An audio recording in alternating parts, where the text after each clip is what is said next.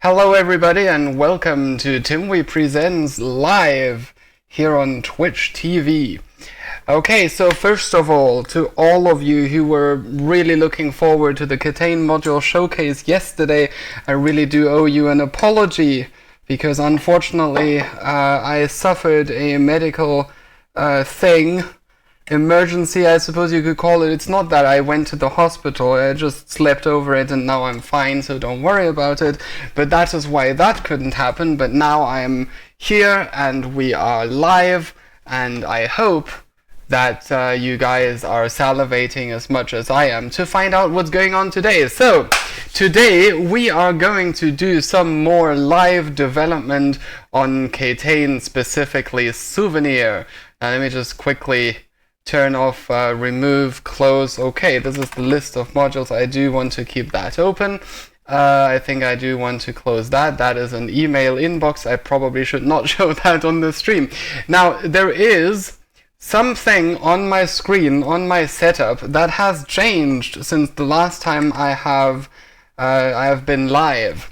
And to those of you who've followed my live streams and who have a keen eye for detail might be interested in figuring out what it is. Take a good look at my screen and see what has changed, and I will reveal that in a while if none of you reveal it first. So before I reveal that, here is what we are actually here for. You may have noticed this extra tab I have open in my browser. There was a poll that we did, and this poll related mostly to these modules here: Coffee Box, Only Connect, Perspective Packs, Shell Game, and Simon Screams. But more generally, it was about the overarching question: what really should be on Souvenir and what really shouldn't? Like, where is the line? What is the criteria? So without further ado, we are now going to look at the results of the Souvenir question poll. Are you ready? Hands up in the air and clap 3 times or something. Here we go. All right. We have had 47 responses, which is exactly the right number. Well done, guys. That is amazing that you managed to do that. All right, so the first question was on Coffee Box. Should Souvenir ask for the name of the last customer served? So I gave some arguments here, which is that the diffuser definitely hears the name of the customer and will make an effort to select it on the module. But the counter argument may be one that the diffuser may not actually need the name in order to solve the module, because getting the name wrong doesn't even give you a strike. And on top of that, you most certainly don't communicate the name of the customer to the expert, at least not when solving without Souvenir. So here's the results to the first question. As you can see, you guys were actually quite divided. So even if we ignore the abstains, the remaining 3 categories are very, very close. It seems that approximately a quarter of you actually want to keep that question in Souvenir, whereas some of you say the question might be fine, but only about the customer's color, but not the name. I'm guessing the reason here is that you do communicate the color to the expert, because the expert then needs to look up the color here in this table in the manual. So in normal play, you would communicate that information. But then there is a good chunk of you who think that the question shouldn't be in Souvenir at all. So that is already quite interesting. Let's move on to the next question. The next question concerns Crackbox.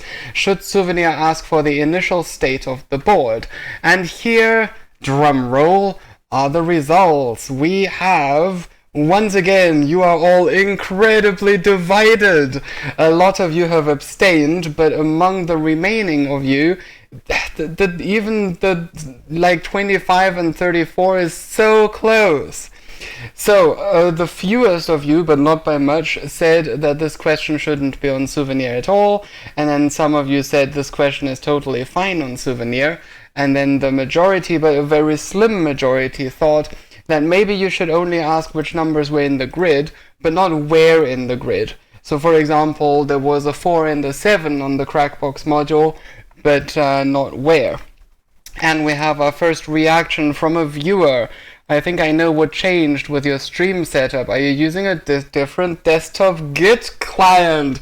Well done, Rubik's. Good job. You win this particular raffle. We will get to that later. I'm going to continue with the souvenir poll for now, but good job. You noticed it. Okay, let's scroll down a little further. Only connect. Should Souvenir ask for the order of the hieroglyphs? Now let me quickly show you first of all what the Only Connect module looks like on Steam. Oh, come on, can I please have the Steam entry? There it is. So this module actually consists of two phases, but in the first phase you have these 6 hieroglyphs which may appear in any order. And then in the manual there is this criterion which applies depending on which of the hieroglyphs listed here is in which of the positions. So here there are several arguments going several ways, right? Most people who play this module will read out the hieroglyphs in reading order to the expert, and the expert may or may not write all of it down.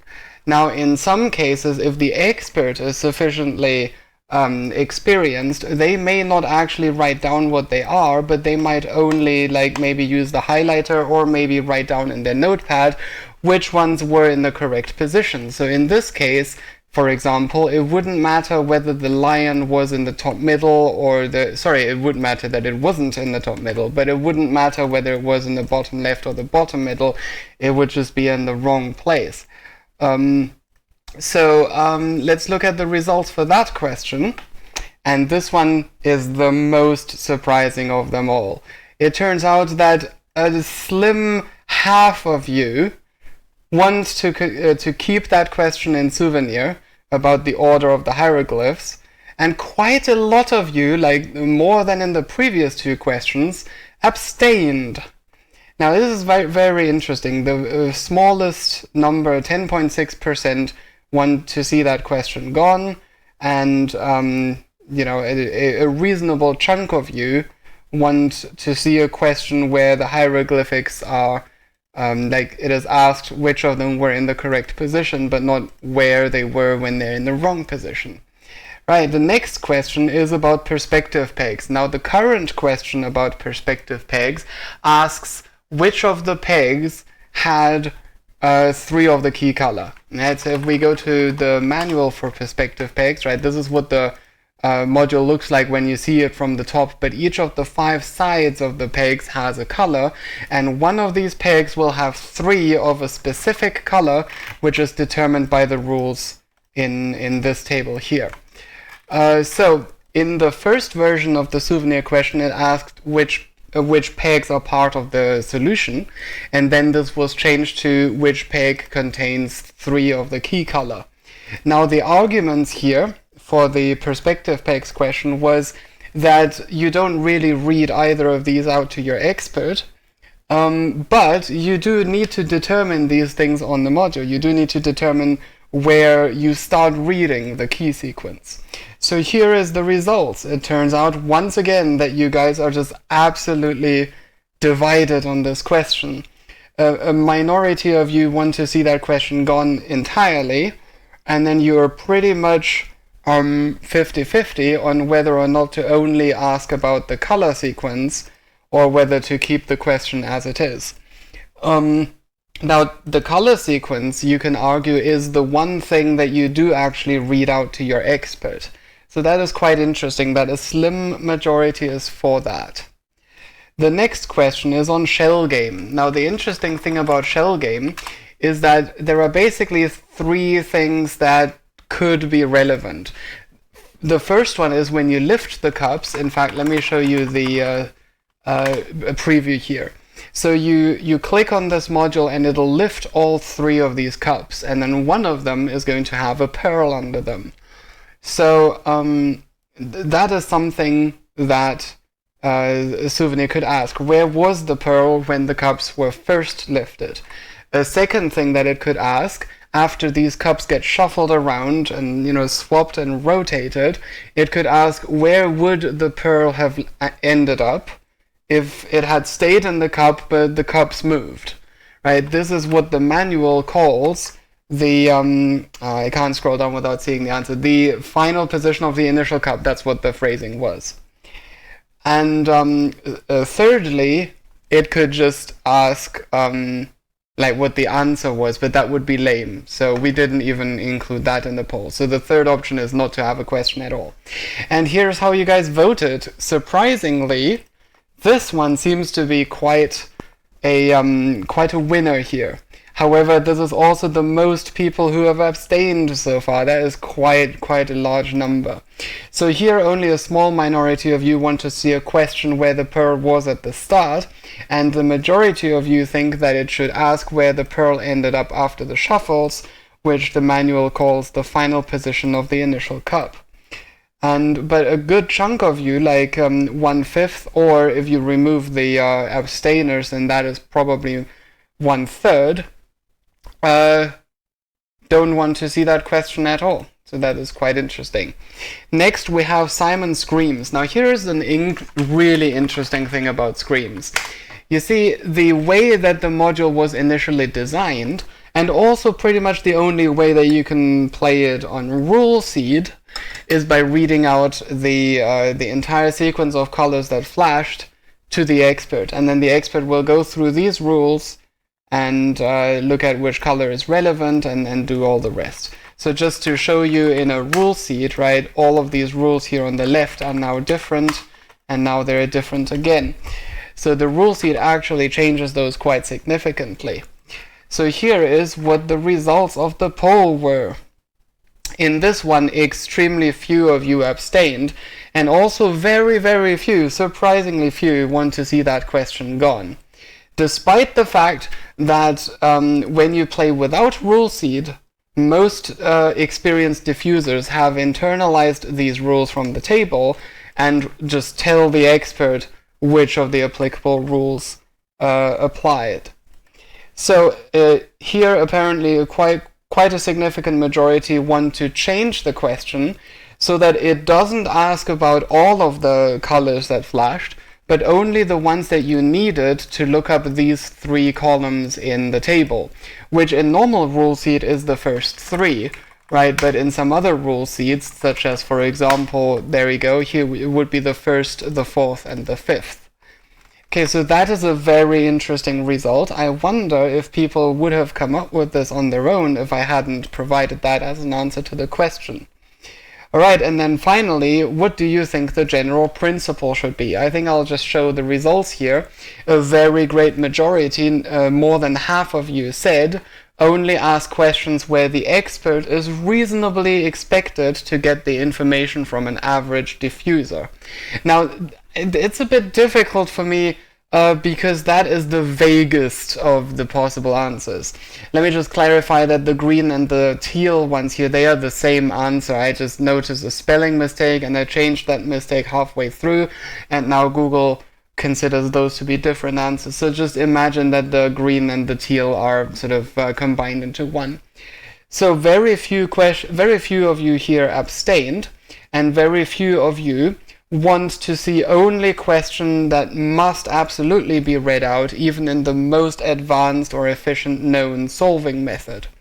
So that is very interesting. Most of you want this sort of vague notion of what is reasonably expected from an average diffuser.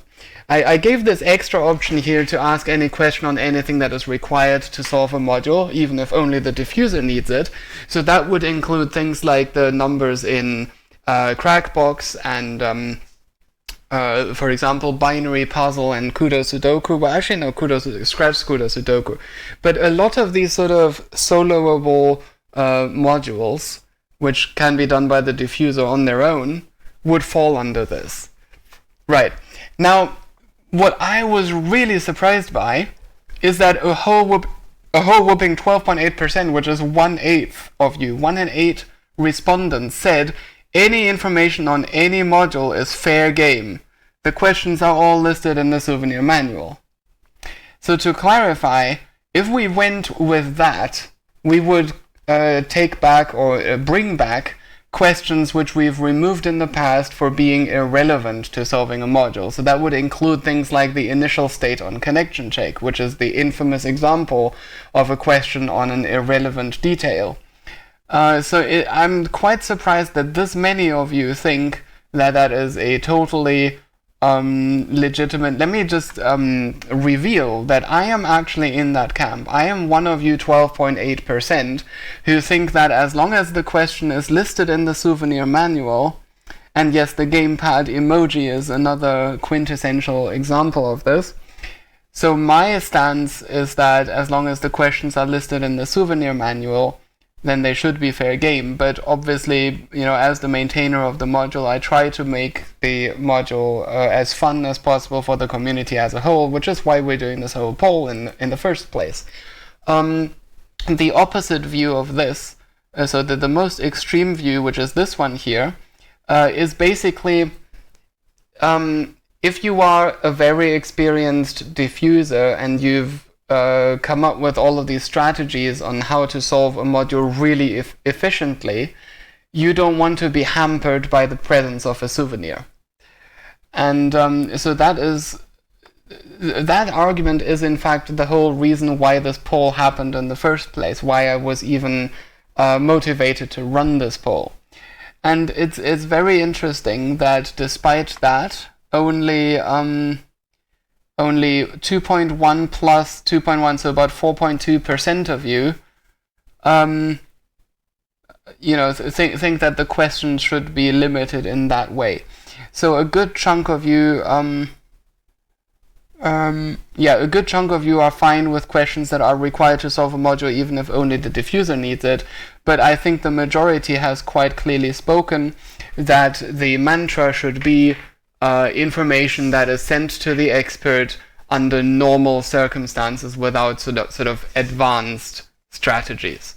So now that we've settled on this, that the majority opinion is this, we can actually go through the remaining questions and analyze them in that light. And we will notice that in the case of coffee bucks, it stands to reason that the reason so many people voted for the customer's color but not the name is precisely because that is something that you say to the expert, whereas the customer's name is not something you would communicate. Similarly, the majority opinion on Crackbox, actually this is the one that that is out of line with that principle, because even the numbers that were present would not be communicated to the expert if you solo the module. But in every other case, these are things that a sort of average diffuser would read out to the expert, right? In the case of only connect, instead of saying which hieroglyphs are in the correct place, which of course you have to be quite experienced to know that by heart, most people will read out all of this, the hieroglyphs, and so most of you think that that is fair game for a question.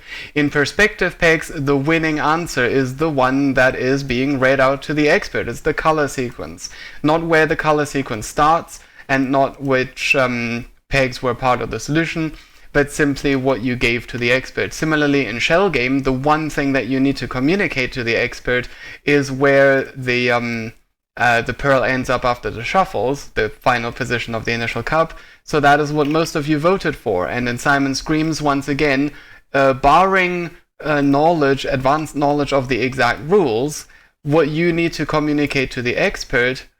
This is another one that jumps out of line, because if you do know these rules, then you only need to communicate the first three colors for these columns here. But an average diffuser who's just relatively new to this module wouldn't know these these rules, would they?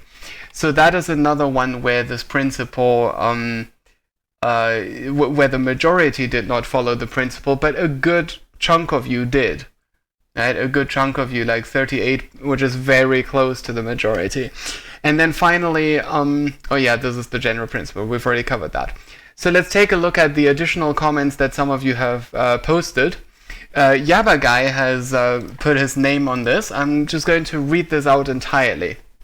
I think my response to the last question, which is the general principle question, covers my opinion generally. I think advanced shortcuts like knowing Scream's rules don't need to be considered, else you'll go nuts trying to keep up with the meta. Exactly. Exactly. This is what the 2.1% and the other 2.1% are voting for Souvenir to go nuts trying to keep up with the meta. But information that's out of the way, even if it's not as egregious as gamepad solve emote, but even info like where the Mystic Square skull was positionally should not be included. Okay, so let us quickly cover that.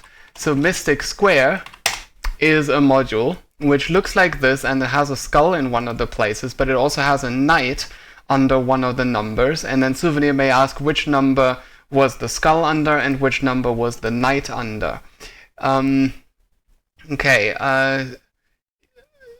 So the skull position is something that you need to know in order to be certain that you solve the module without a strike. But the knight position, it asks what position it's under rather than which number. That is correct, yes. I decided that because after you've shuffled around the numbers, because you see, it is possible to solve the module without ever reading out the numbers. Like, not just reading them out to the expert, but you don't actually need to care where the numbers are. You only need to know, whether the digit in the serial numbers on the cross paths. We're getting into a lot of details here.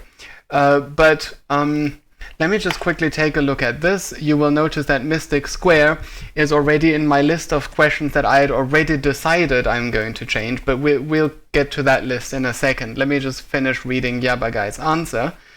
How about which number was originally in the center? Now that is interesting that you would ask that, because that is not something that you need for solving Mystic Square. I think my answer to Crackbox is one I'm waffling on. I'd be happy for it to be included. Would you include a question of which square was pre-filled on binary puzzle? Yeah, that's basically the same kind of question, isn't it? Tricky one, since if you do read it to expert, they need it all. But it's a module the diffuser can and often does themselves. Arguably an average one. Yeah, that is true. I mean, Crackbox doesn't have that many rules, and neither does Binary Puzzle. In fact, they're entirely designed to be diffuser-only modules. I'm very used to the classic way of handling Souvenir, so I'm happy either way. I'm wary of watering down the module too much. Yep, exactly. That's what keeping up with the meta would do. But I also want to make it accessible to people who haven't seen the quirks of the more classic modded KTANE meta. Okay. What about people who haven't seen the quirks of Souvenir? Like, if Souvenir did ask about the initial state on connection check, this is something that you would have to know before you solve connection check, which means that you would have to check that module in the Souvenir manual before you solve connection check. Should forget the colors remain on Souvenir? I think that is a separate question that we might even run a separate poll on. Anyway, the only other sensible comment that I've received is this one here, which is a fair bit of essay. And I'm going to read it all out. I went with the top option, by which they mean this one here, any information on any module is fair game, so long as it's not obnoxious. Handing out the 00 submit button to your expert is good for nothing but Souvenir, as technically not even the diffuser needs to remember it. The same can be said for the correct presses in LED encryption and broken buttons, although these do involve some more calculations with them beforehand. But if one were to have to hand out the entire color flash sequence when they prefer to do it interactively, or hand out all adventure game stats when some stats didn't even come into play for any of the 8 items, that is tedious. This also applies to the last stage of Simon States, in the case where 3 different colors were pressed. Waiting out the entire sequence is just tedious when you're already sitting on the solution. So this is interesting. So yeah, top option, but in heavy moderation. What that moderation entails should probably be done on a case-by-case basis. What is fun? What isn't? What does the community want? Well, unfortunately, this is what you guys are particularly divided on. I mean, if it's all about what is too heavy to read out or too tedious, then surely the emoji on gamepad is not at all tedious to read out, but most of you don't find it fun because it is frustrating when you forget to do it. and then the question comes up. Right, what do the creators of Souvenir and the module asked about want? This isn't a one-size-fits-all solution. Yeah, definitely. That's it. And what do you do if the creator of Souvenir and the creator of the module disagree on this? Regarding the last non-abstain option, the last option, which is only ask questions involving information that has to be, no. I think this is, yeah, that is the same one. Okay, so it's that one. Regarding that option, technically any expert with enough time and dedication could also, right, okay, so they mean diffuser. Any diffuser with enough time and dedication could solo even the hardest of modules. That is true, right? You could in theory memorize the entire module, and you could in theory do all of the calculations in your head if you're sufficiently crafty. As a result, for many modules it is inevitable that Souvenir is going to ask redundant information for Souvenir's sake. I am absolutely with you on this. This also is an issue with modules that can be done interactively but aren't by most. Take murder. The expert only really needs the room in which the body was found to calculate the rows. Then the diffuser could list out, yeah, okay, so this is, you know, an interactive strategy for murder. I think an even better example, which is basically the same as what you're trying to say, is human resources. You see, in human resources, you have the names in the top display and the designations in the bottom display. And the thing is, it is possible to solve the module without ever scrolling through the names display. It is possible to read out the designation, and then the expert might come back with the answer: you need to fire Ashley, for example. And then Ashley is already on the display, you just click fire. And then you might move on to the next name, which happens to be red and then happens to be the right answer to hire. So it is possible to solve this module without seeing the other names. The diffuser then yeah, okay, so that's basically that. But this isn't an option of play because Souvenir locks you into listing it all out. So this is the point that Zephyr brought up, which is that having to read them all out slows you down and forces you to do the module in a slower way when you could have used a sort of more advanced strategy. So Souvenir kind of punishes you or sort of torpedoes your chances of using a faster strategy, even if you know it and you can execute it. Were all of these questions removed, there'd not be much left. Absolutely. Agreed. Souvenir doing its thing requires there to be some redundancy. With the modules I've learned so far, half of the century in, I think Souvenir does a good job, as is, with making the player read out redundant information. But as I said, in moderation. Indeed, don't ask about mere cosmetic things like the color of the bitmap script. That would be another example similar to the connection check thing, the color of the bitmap grid. And if reading out redundant information really is that big a problem, then play bombs without Souvenir. That is another fair point. Now, I don't like to use that as an argument to make the module, you know, the way I want and just tell everyone that if you don't like it, then just don't play it. I do want to maximize the amount of people who will have fun with the module. But it is still a fair point that if your opinion is in the minority of people, and not what Souvenir does, you still do have the option to play without Souvenir. Reading out information is Souvenir's thing. That's what it does. Every module requires you to note down something in paper or in your head and then do something with that information. Souvenir is not unique in this. As with any module, if you don't like it, don't play it. Yeah, okay, so I've already commented on this. I am not familiar with any of the modules asked about in the survey, so I abstained from them. Of what I do know, I would personally only get rid of Salmon State Stage 4 questions, if possible only in cases where that one rule applies, if it hasn't already, and maybe the murder suspect weapon questions, although it wouldn't impact me since I prefer the info dump strat for that module anyway. So yeah, it looks like the respondent here is a bit hemming and hawing here, a bit unsure on which way they want this to go. Now, personally, I do not have murder in my list of things that I was going to change. Let's see, another weird question Souvenir could ask: what pattern was shown on the back of the cards in point of order? Yep, there's another one of those redundant details. I wonder how many people even noticed that there are different patterns that it chooses from at random. Your head is like a piece of paper. What you don't give to your expert, you give to your memory. Your brain then is your expert. Any information given to your brain like that to solve the module should be fair game for Souvenir.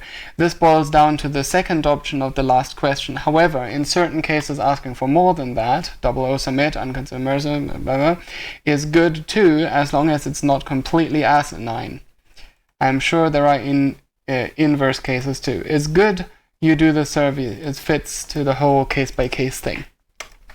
What is news to you? Oh, the point of order. Yeah, a lot of people don't know that. Okay, so going back to the start of this page. Now here are the questions that we've already decided we're going to change. First of all, in the giant's drink, the current question is what was the color of the liquid, and the color of the liquid is not something that you need in order to solve it. Like sometimes you only need to know whether it is one of certain colors, and sometimes you don't need to know the color at all.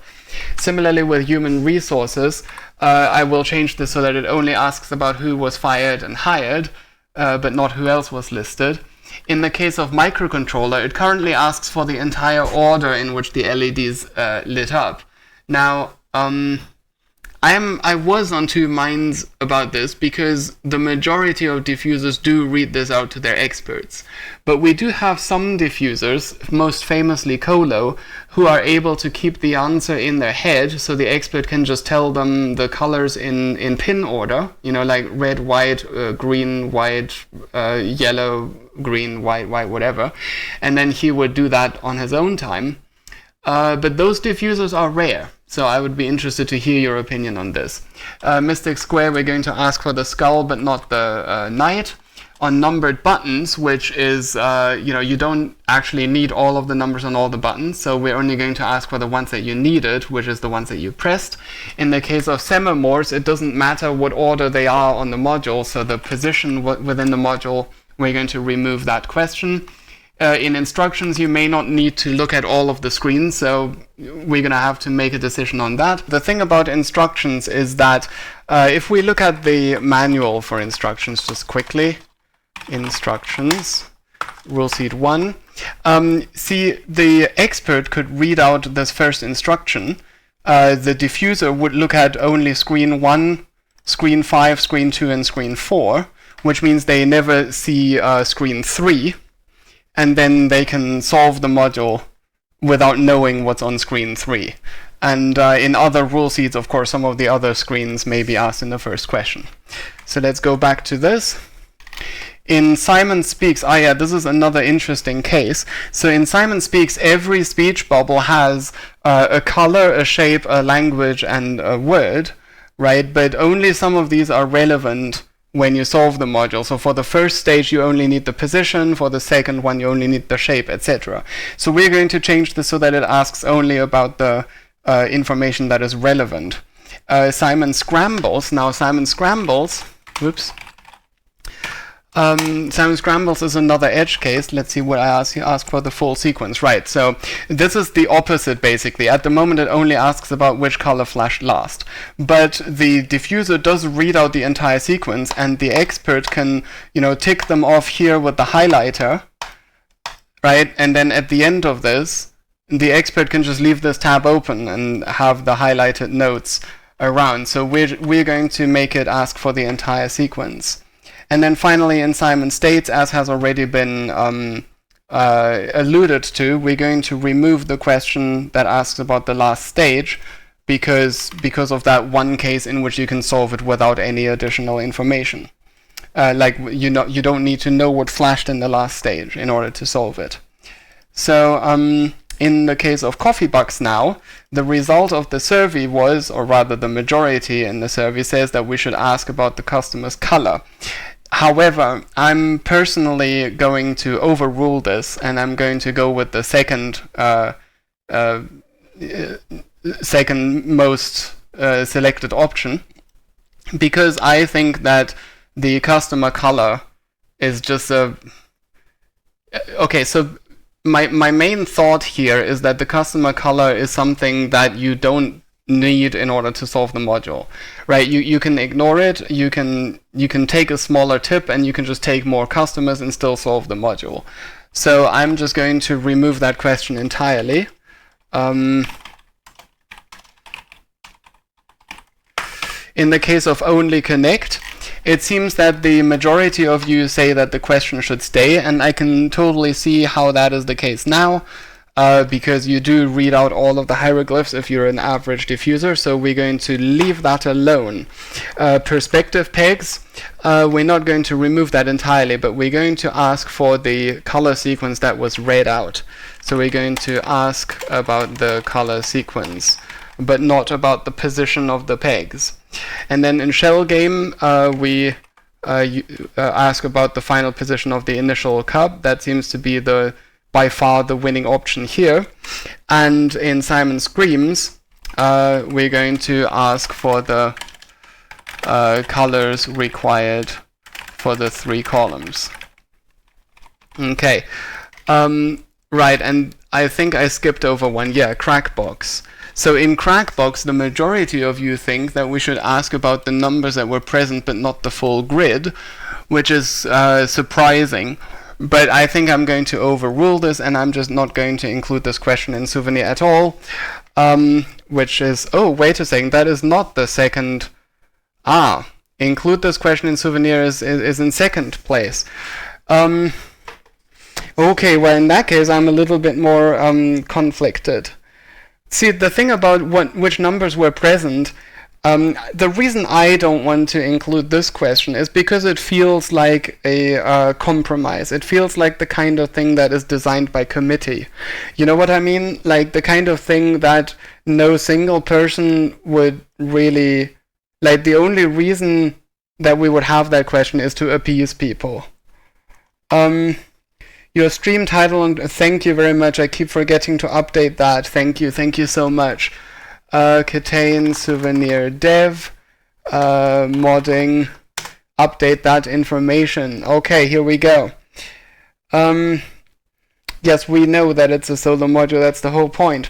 So I think I'm still going to overrule you guys and not include this question in Souvenir at all, which means that I'm actually going with the minority here. But, you know, if enough people feel really strongly about this, we can revisit this at a later time. But I suspect that even the people who voted the red option, which is only ask about which numbers are present, would probably not have much of an objection against the removal of that question. Hello, Reyes. A shame that you missed this. Well, we just went through the entire poll and we went through the philosophy of all this. So here's the list of things that we are going to do. So for Crackbox, we're going to remove entirely. Okay, so let's go through these in the order that I have them here, which is a reasonably random order, because this is the order in which Zephyr and I thought of these modules. And we're going to start with the Giant's Drink, which is going to be very easy, because we're just going to remove that. So let's open Souvenir. Here we go. There it is already. Now, before I get started, at the beginning of the stream, I asked you guys if any eagle-eyed viewers of you notice something that is different in my setup on my screen, and Rubix has already revealed the answer, which is the fourth icon from the top here used to be the icon for source tree, which is a Git client. Right? This is the one that I used to use. It doesn't even show the logo here on the page. Well, anyway, this is the one that I used to use. There you go, right in the top left. That is the icon that you used to have here. I have since been recommended an alternative, which is called Git Extensions. I am not yet familiar with this one, so today will be an opportunity to try this out. So bear with me if I might struggle with it, but my first impression of it was that it is way better than source tree.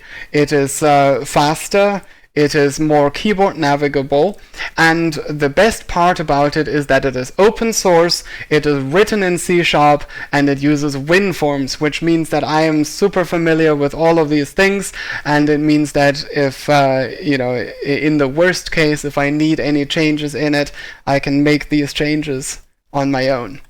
All right, let's get moving. So let's see what questions we already have for the Giant's drink. It turns out that the drink's liquid is the only one, so that means we are literally just going to remove the Giant's drink entirely. I thought I pressed, there we go, thank you. So this entire method here will go away. Can I save that, open the error, let's remove that. Let's also remove this and this. Okay, are there any other compiler errors? No. Okay.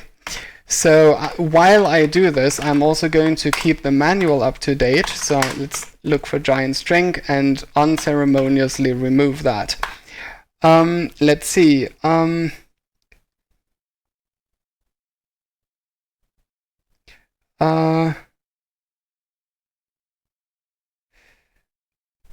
2 hours?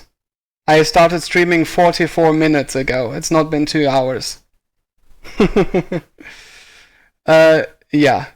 So, but yes, I went into a lot of details on the poll and the existing questions and the philosophy behind everything, and I read out the comments that people have posted on the poll, and now we're getting into this. All right, so that was Giant's drink, and where's the file? This is where the file is. So Giant's drink. I'm going to keep a list of the things that we've changed. So the next one is human resources. We want to ask only who was hired and fired, but not the rest. Let's see if human resources already asks about... No, it doesn't. See, the existing questions only ask about who was listed, but not fired, not hired. So we are going to be changing these. There should not be a new line here. So human resources, hired, fired. I think that's enough if we have just one question. So who was hired or fired? Well, actually, fired is first, isn't it? I mean, not that it matters, but there we go. All right, and that gives us... Okay, so now we need to write the code for this. So let's take a quick look at the source code for human resources. And I have a suspicion that there is actually... no, I want human resources.sln. I have a suspicion that there is a field that we can literally just read out. Person to fire and person to hire. But let me figure out whether that is an integer into this array or an integer into this array. That is quite an important difference. So let's find out where this is used. Aha, person index, which is find person result. Okay, so where is find person result instantiated? That is instantiated here. Well, that's returned from here, but let's see, index, aha, candidates. Let's see, where's candidates? People info.where order by. Okay, so this is from people infos, which is this bit, and there we go. So the names. Oh my gosh! Once again, these are integers. So I still don't know. So I need to figure out what gets passed into here, and it turns out that okay. So available names is the indexes, yeah, there we go. So these are indexes into this people array, and yeah, okay. So there we go. So we need to read these variables. Let me just quickly put that here. We need to read those variables and then look them up in this array. That's it. So let's hope that that array is already being, yep, that array is already being retrieved. Okay, so okay, so this just gets the name and descriptor, but we don't need the descriptor anymore. So I'm going to remove that, and now we are going to get yes, the only reason I get a person here is just to obtain the name field for those. Okay, so let's get the person to fire, which is get field int. And by the way, it just occurred to me that this is the first time that I am live streaming Souvenir since the last time that I've made a significant change to how the Souvenir code works, which means that all of my previous video material on this is now obsolete. So in the past, what I did is I had you do FLD to get the field, and then if FLD that equals null, then yield break. We used to have lots of these. I have now changed this so that this get field function itself, if something goes wrong, it will already output a log message for you, and it will throw an exception, so you don't need to do the yield break anymore. So we can literally just do this and then get the value straight away, and this value we expect to be in a certain range. Now I've added some functionality which you can already see here. Now in this case we're getting an array field. You can ask that for its expected length, but in this case this is an integer field, and for that we have a specialized getInt field function. And when you use that function, we now have a get method that that allows you to specify what the expected minimum and maximum values are. So in this case, of course, they are 0 and 15 because there are exactly 16 people. All right, that's the person to fire, and then we have a person to hire. And if any of these is not in that range, it will output an appropriate error message, and then it will stop processing right here where the error happens, and you don't need to do any of that yield break anymore. Okay, let's see. This is so much clean. Yes, it is. Have you updated all the questions? Yes, I have. And then I also tested every single module. Okay. Okay. Now my mouth is getting a little dry from all of this talking, so I'm quickly going to have some tea. Good thing I made myself some tea before I started. All right, so we have names. We don't need the... Oh, we already have that down here. In which case, yeah, well, it doesn't matter. So let's see. We only ask 2 questions about this. One of them is the employee that was fired, and the other one is the employee that was hired. And the names? No. What we want is right. Okay, so we want the name of the person, which is people, get value the person to fire, right? So that will give us the person object, and then we get the name field from that. Right. Yes, and then we want that to be in an array because that is a single correct answer. There we go. And there is a close parenthesis missing, and then we remove that. I think this is it. Whew, I sound quite unsure right now, don't I? But we will test this at the end. So person to hire, there you go. Person hired, yeah, this looks good. So let's very quickly compile that and test that it works. So we're gonna go straight into the game right now. I think I want to move that somewhere else, and Discord, I'm not quite sure why that is so far up. I thought I had that further down. Let's put that here or something, because I usually have Steam first so I can run and keep talking.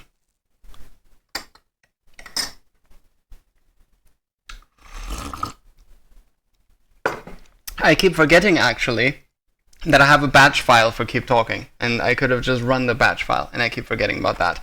I also forgot to unsubscribe from the Souvenir in Steam. So I'm actually going to quit the game again, unsubscribe from that quickly, and hope that that runs quickly. And now I can use the batch file that I alluded to. There you go. And let's play the game. All right. I think you need to populate the wrong answer list. The wrong answer list is actually specified here, and you can see that all of the names are already here. So I don't need to populate that manually. All right.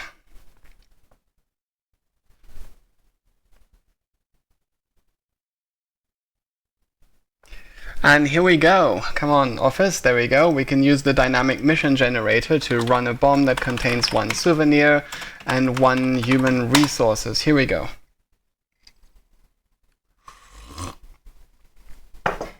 Yabba dabba boom.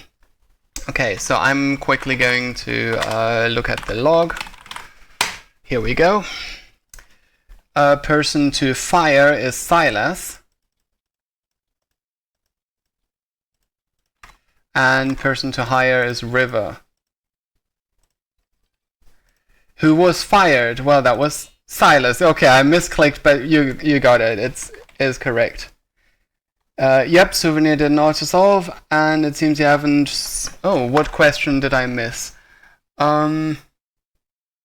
Is uncolored already done? Let's take a look. Uncolored switches. Yep, that is already done. Thank you very much for pointing that out. So uncolored switches can go away. If there are any others in this list that I've already done, yeah, I've done encrypted equations. It's interesting. I'm not quite sure why this list is so out of date. Yeah, pretty sure that's it. I don't think I've done any of the others. Okay, so we've done human resources. The next one is microcontroller. And so wait a second, why are we asking which LED lit up first?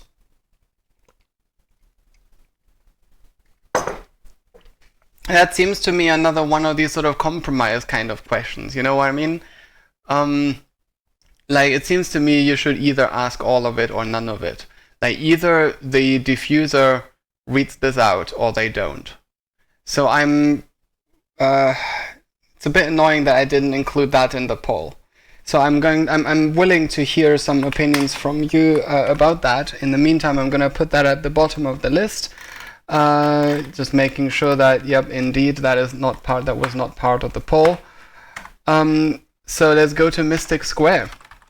Now, Mystic Square currently asks, here it is, Square Knight Skull. Okay, so we're not going to ask about the knight anymore.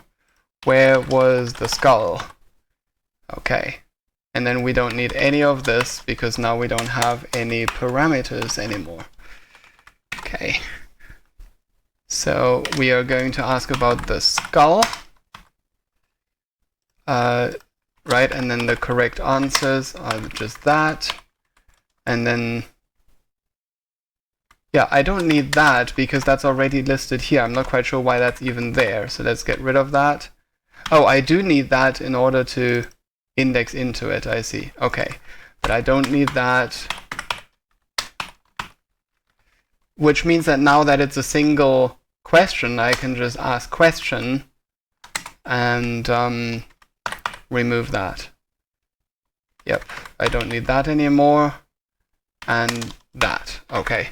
Now if the skull or knight is in the empty space, shrink and then disappear them. Now I only need to do that with the skull now. So I think I'm going to remove this. And only do it with the skull. Right, so if the skull is in the empty space, shrink and then disappear it. Okay. And then like that. So, so far so good. Now we don't need to know where the knight was. And we don't need the knight position. And I think that's it. Right, let's knight pause. Ha ha ha. Okay, yeah. Good thing that a compiler exists. If this were JavaScript, that error would not have been caught. And now we're going to test this. I like how it is for... Yep, I actually commented on that right at the start. It's a shame that you missed it. It's exactly 47 people who responded. Good job, guys.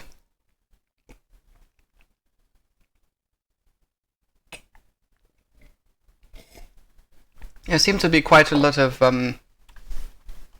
modules there that it loads at the start. I'm not quite sure why that is the case.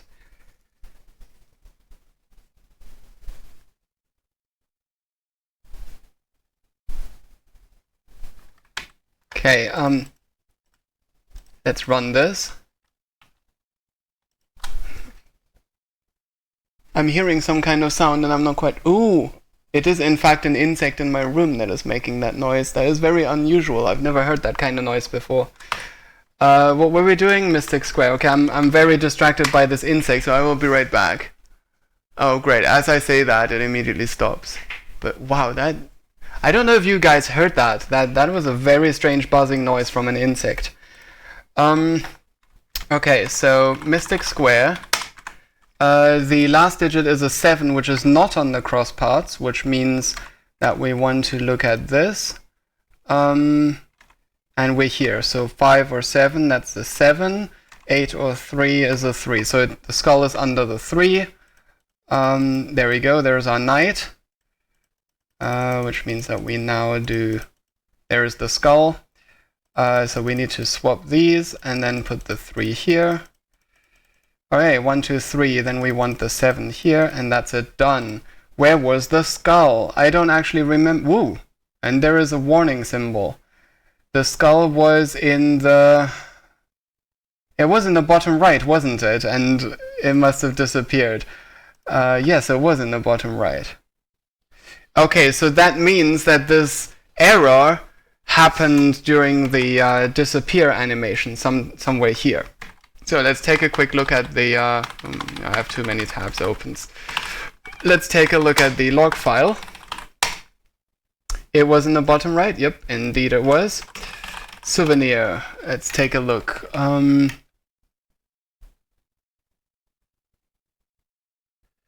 There was no... Oh! Interesting corner case. Okay. So here is what happened. Here is what happened, right?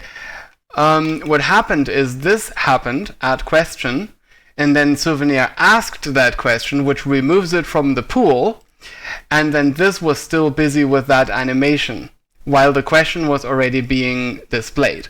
And then when this animation finished, it checked the question pool to see if Mystic Square had generated any questions.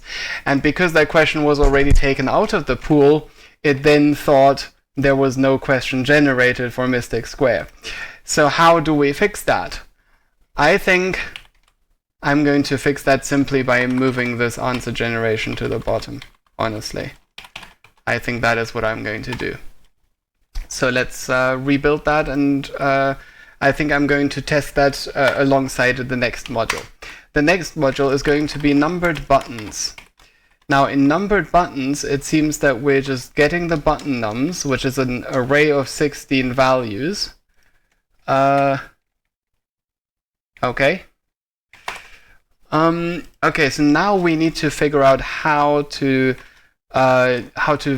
figure out which ones were pressed by the player. So let's see, numbered buttons, let's take a look at the source code. We have assets here. Hello bananas. Numbered buttons script. Okay. Expected buttons. Okay, so let's see how that is used. Okay, so this populates that array, right?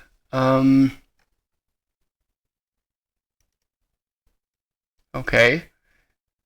It is unwise to call start recursively, but I don't know. Well, string log numbers. Okay.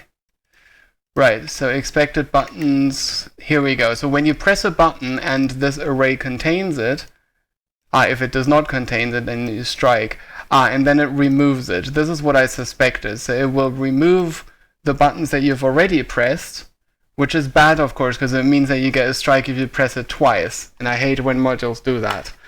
But anyway, that means that we need to obtain... Yeah, that's right. We need to obtain numbers after the module is generated. Now let me quickly... when you strike, it resets. So I actually need to...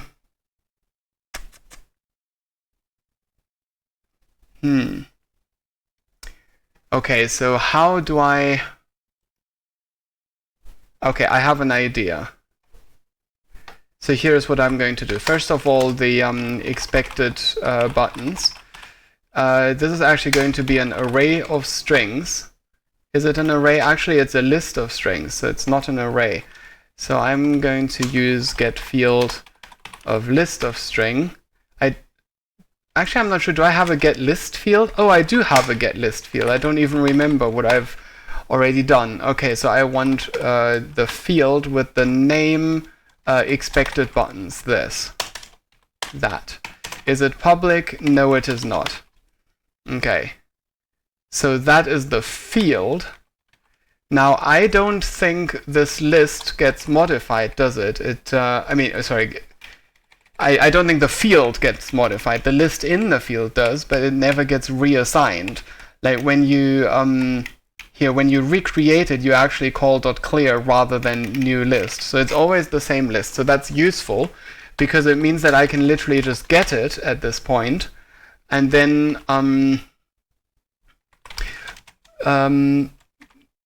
how many? Right. Okay, I do expect there to be at least one thing. So I'm gonna say min length. I can't specify a min length without also specifying a max length. Okay, in that case, I'm just going to use this validator here and say if the list.count equals 0, then list is empty. Okay, so what this will do is that if the list is in fact empty, it will output a log message which contains this, but it's not just this, right? It'll tell you exactly what field it is, what module we're talking about, etc.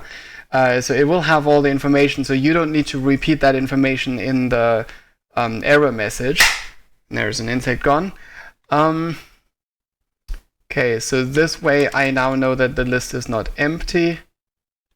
And it is also not null, because null allowed is false. Okay, so now here's what I'm going to do, because I can actually hook into this strike handler, right? And every time that you get a strike, I'm just going to retrieve the expected buttons again, except that, hang on, when you do the strike, see, this is unfortunate. The expected buttons clear happens after you got the strike.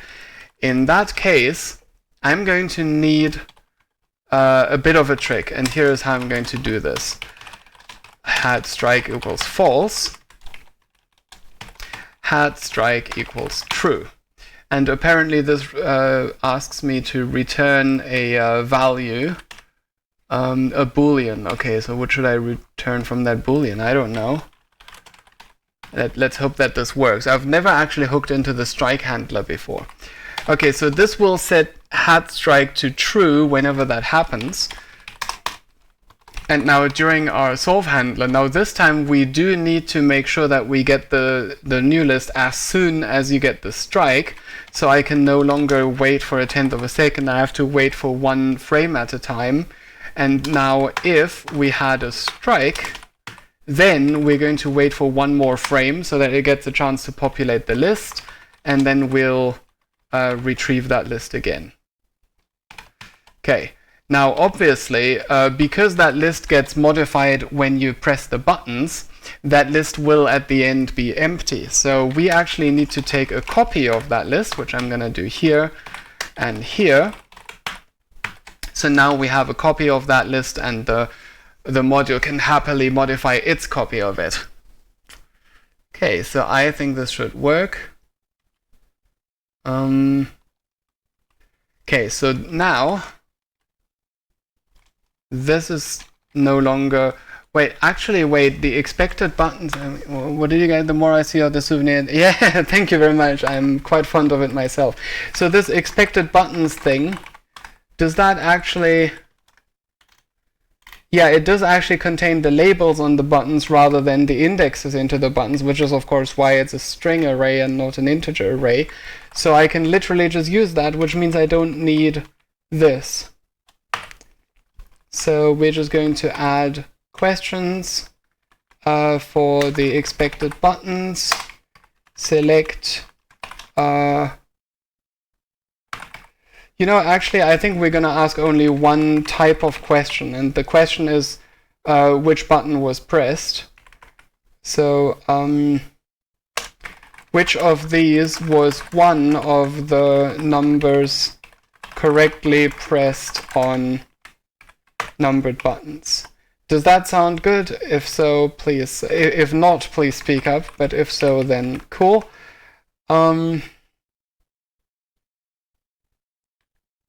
Actually, I think I can abbreviate this. Which number was correctly pressed? I think this is the kind of phrasing that I usually used on those questions that have multiple answers. And now I can just say, do this here. Question, numbered buttons, I guess. That can go away, and now the format arguments can go away, and now the correct answers are literally just the expected buttons. Okay, and then this can go. Okay, now it will complain, of course, that expected buttons is a list when what we actually want is an array, but that's fine. We can actually just turn this into an array straight away and just use that. There you go. Okay, so now we're going to test Mystic Square and this. So let's recompile Souvenir quickly. Which number was correctly pressed? Which number was correctly pressed? That is indeed what I put. Great minds think alike. Okay.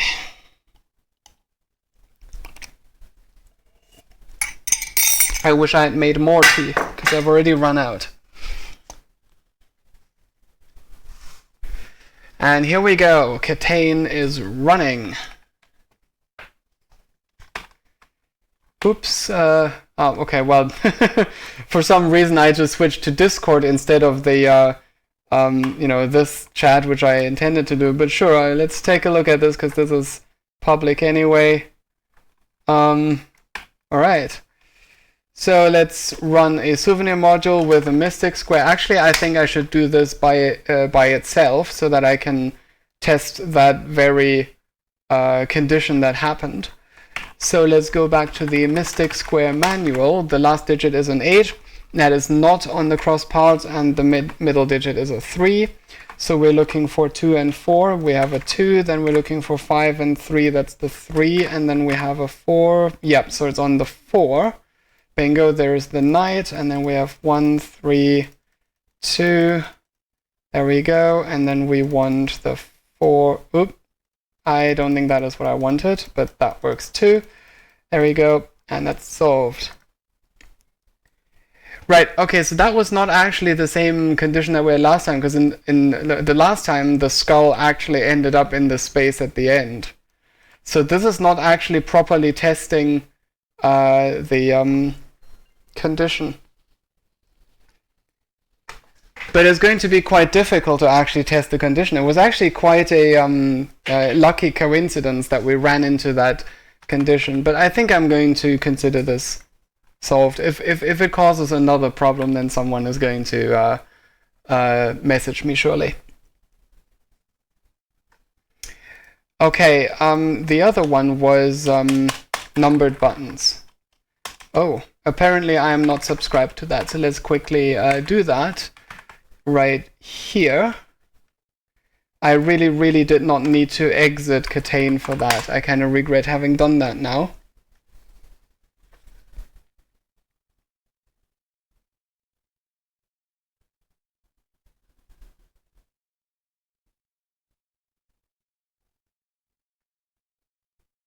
One of these mods was called Normalize. I don't recognize that name. Does anyone know what that is? Normalize? It's not the name of a module, is it?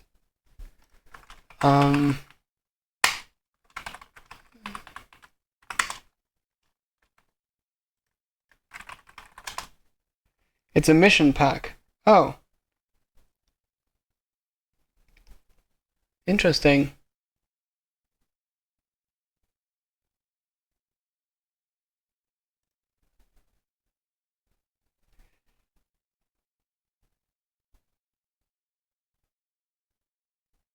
Okay, I have no idea why I subscribed to that. I don't really play missions at all. But I'm kind of really curious now what that mission looks like. Nope, it's not here. There it is. Normalize and double normal. Oh, okay. Is this literally all of the modules that have a standard background? Is that what it is? Right, well, I don't seem to have most of the modules I need for that. Okay, so let's try numbered buttons now, and it seems that's there now. Okay. Let's take a look at the log.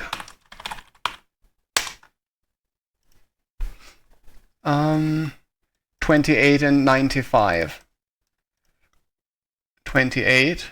It goes green. Okay, so you can tell which ones you've pressed. Okay, I take everything back. 95. Which number was correctly pressed? 95, and what was the other one? 28 is not listed. Okay, so that's good. Why does it keep doing this? Is it going to stop doing this? Okay, that's alright. Now I know why I'm... Oh, finally. Finally they disappear. Okay, see, if it keeps doing this for the entire rest of the BOM, then that would be a reason for me not to ever play that module, because I expect a module to shut up once it's solved. Alright, looks like someone wants to get famous for getting banned. There we go. Thank you. Alright, so that was numbered buttons. So we've done that. And we've kind of tested. Alright, semaphores. Ask what was the color, not position. Okay. Semaphores. What are the current... Right, what was the color of the... okay, so neither of those is suitable. What we really want is what was the color of the how does the semaphores manual, right, all mentioned that it does consider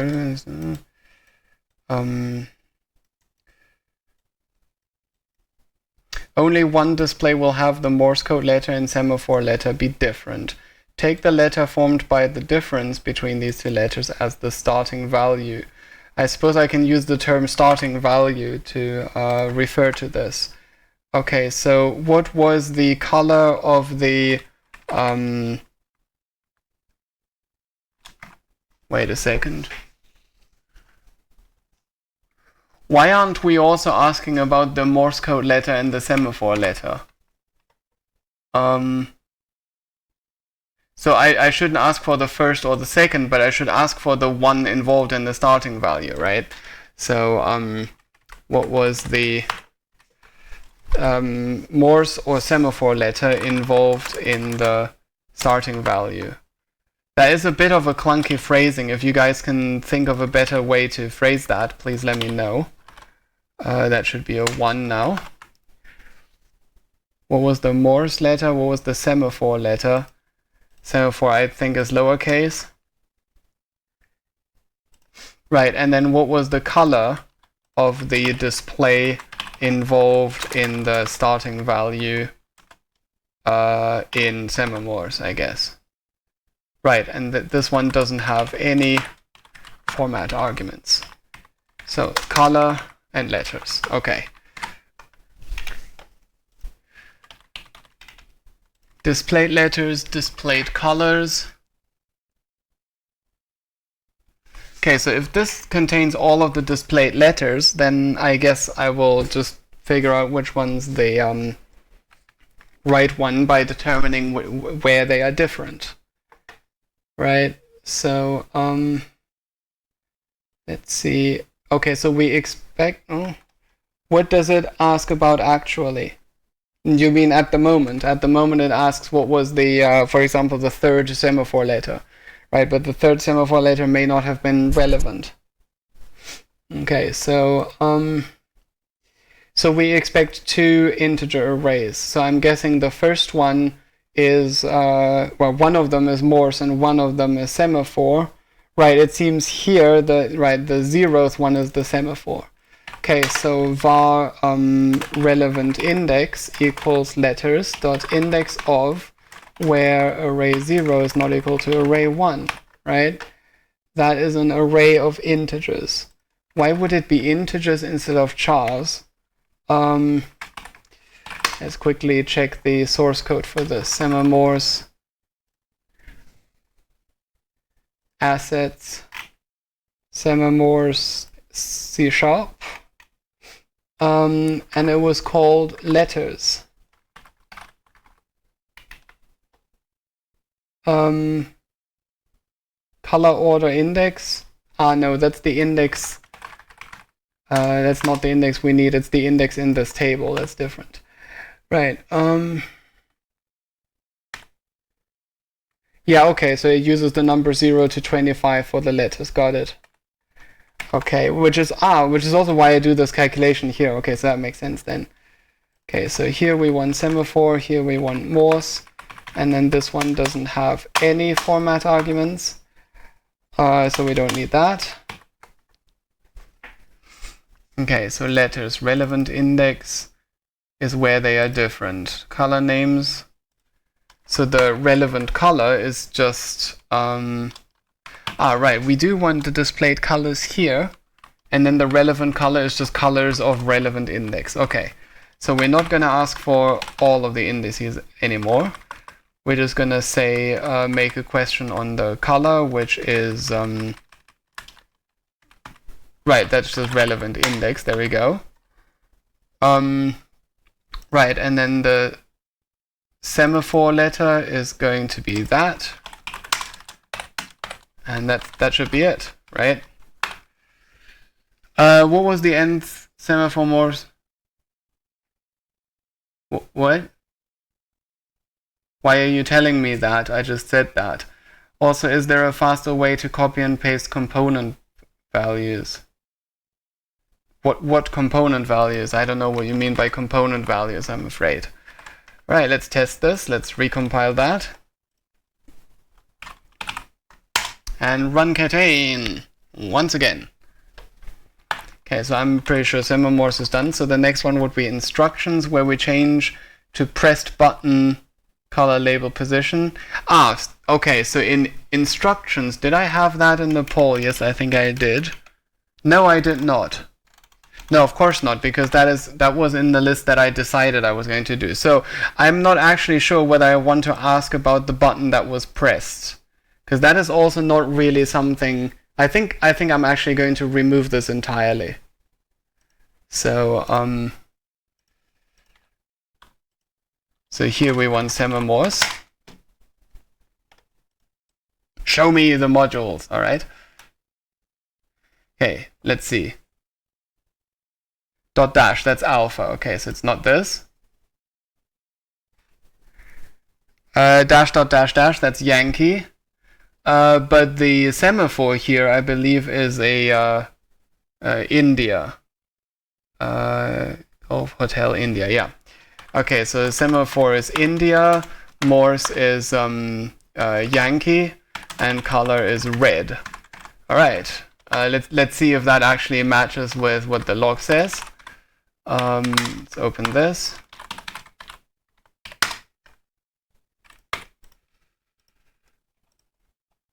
Red and India and Yankee, yes. Okay. So I want east, northwest, okay. East and northwest, and then that.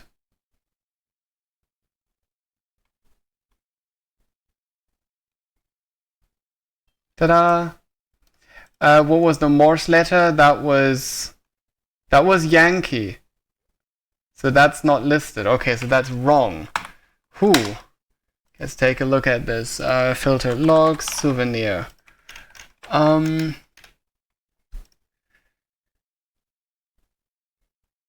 It thinks it was A. The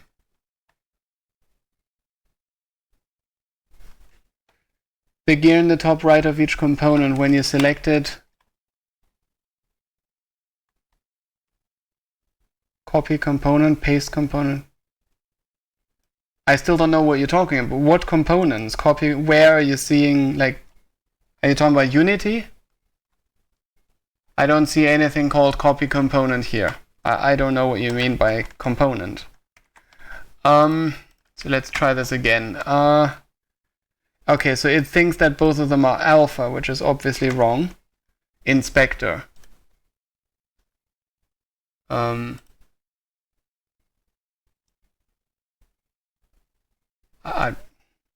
When you select, yeah, I've selected an object. I still don't know what you mean. Are you asking if there is a way to copy these individual numbers to another component? In that case, no, I don't know of one. I mean, you can copy the oh, maybe, wait. Paste component. There you go. Why are you asking about something that you already know? Oh, you're asking if there's a shortcut for that. Well, how would I know? It doesn't list it in the menu, so I'm guessing no. Alright, so I hope that answers your question. Anyway, so we need to figure out why this gives me A. If it gives me A, then it means that these are 0. Let's see.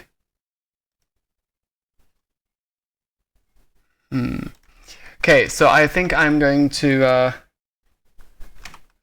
first of all, let's exit. By the way, are you guys hearing the game audio? I totally forgot to check that. It seems that you don't. I should have turned this on. You guys should have said something so I could turn the game audio on. Okay, so I'm going to debug.log format souvenir semaphores. And now we're going to output this entire array. So we're going to do letters.select. For each array, we join string that with commas. And then we join string the whole thing with semicolons. Right, and then relevant index is that. And colors.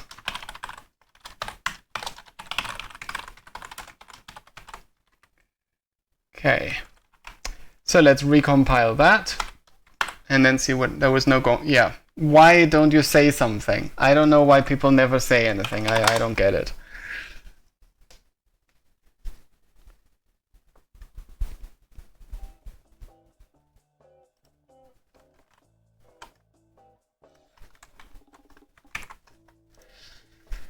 Do you hear the game audio now?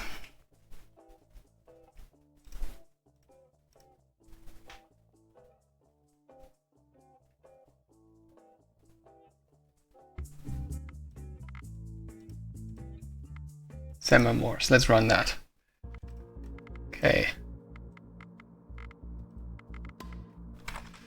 Log file. Let's open that, and we want north and south.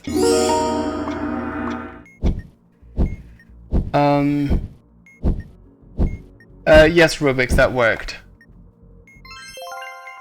Okay, now we have an error message. This is not working very well, is it? Alright, souvenir, let's take a look.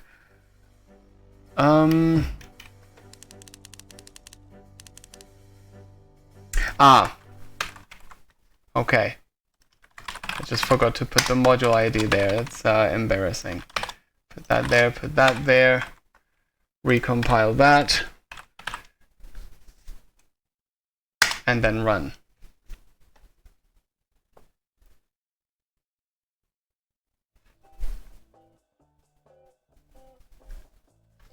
It seems to be loading corners. Okay, I can probably delete those too.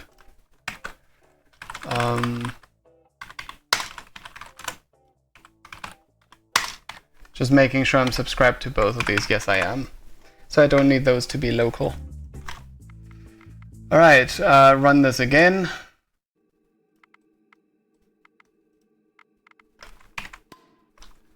Open the log file, look at the answer. It is northwest this time.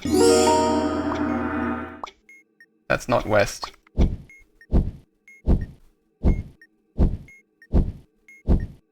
Already got an error. Okay. Let's open this. Thank you. Take a look at this.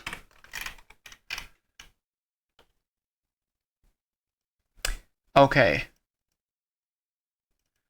So the colors are fine. Relevant index is -1.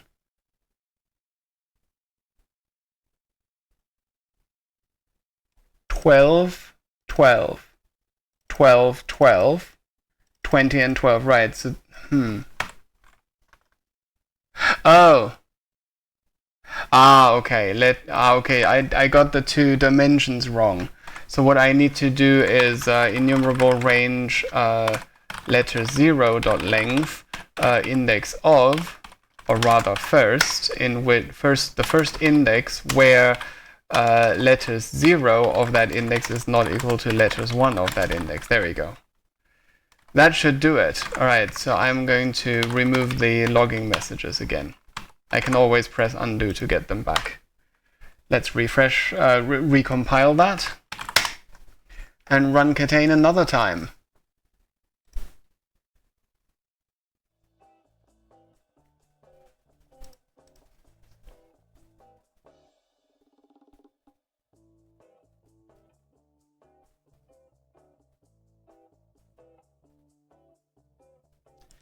I should probably unsubscribe from that mission because it's just taking up load time, and I can't play it anyway unless I go through and subscribe to all of the relevant modules.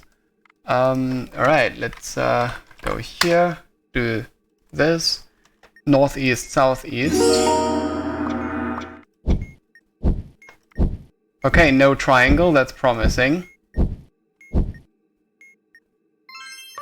What was the color of the display involved in the starting value? Well, the color was, here we go, cyan. But before I answer that question, I'm also going to look at the other questions that it generated. Let's see, echo in Foxtrot is what it claims. It claims echo for the semaphore and Foxtrot for the Morse. Yeah. That is exactly the wrong way around. No, it's correct, it's correct. The semaphore is echo, yep, and the Morse is Foxtrot. Okay. So I think that was working. So let's close that and move on to the next one. Instructions. Yeah, so since none of you have said anything about this, I'm literally just going to remove that. I just randomly realized I didn't update the manual for all of the changes that I just did. Ooh, this is not what I want. This is what I want. This is what I want. And this is what I want to remove. And then here, instructions. There we go. So we remove that. Okay, so let's go here, instructions, remove that. Now, I've also changed human resources.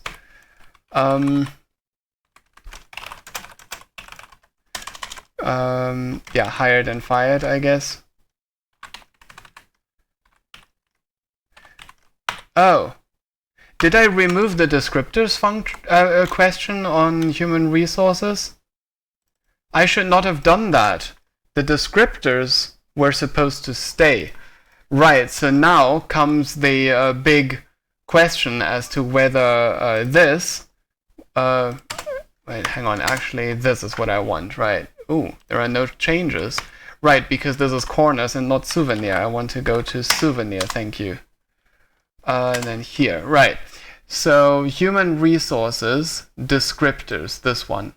I want those lines back. Okay, that looks correct. And then here in souvenir module.cs, can I control F this? Can I control F in here? Ah, yes. Human resources. Ah, it's right here.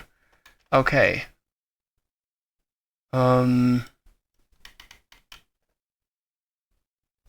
Right, so I actually want to restore this line, which gets the descriptors. Right, but then I also need the descriptor field from the person object. And then I want to restore these two lines. There we go. This is working so much better than it did in source tree. I'm so glad I made the switch. Alright, so let's close this and go back here and okay, so this obviously needs to go. Wait, which was a descriptor? Yep, this is correct. Okay, that just needs to go here. Alright, there we go.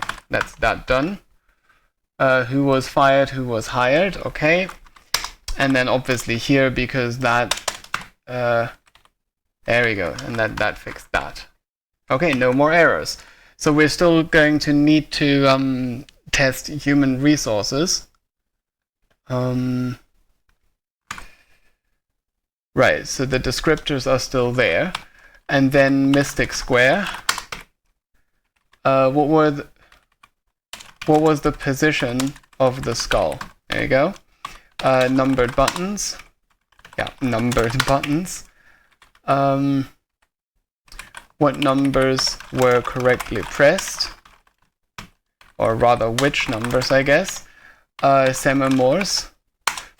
What were the Morse and semaphore letters and color used for the starting value? Right? What were the Morse and semaphore letters and color used for the starting value? I think that's fine, right? Right, where else did we change? Instructions. Oh yeah, I already removed that. Okay, good. Alright, so let's quickly test semaphores. No, not semaphores, human resources, right? We want to test that the descriptors thing works again. Right, let's close all of these. I suppose I can close the, I should probably turn that off so that this form is no longer accepting responses. There we go. Okay, and then I can close that. All right.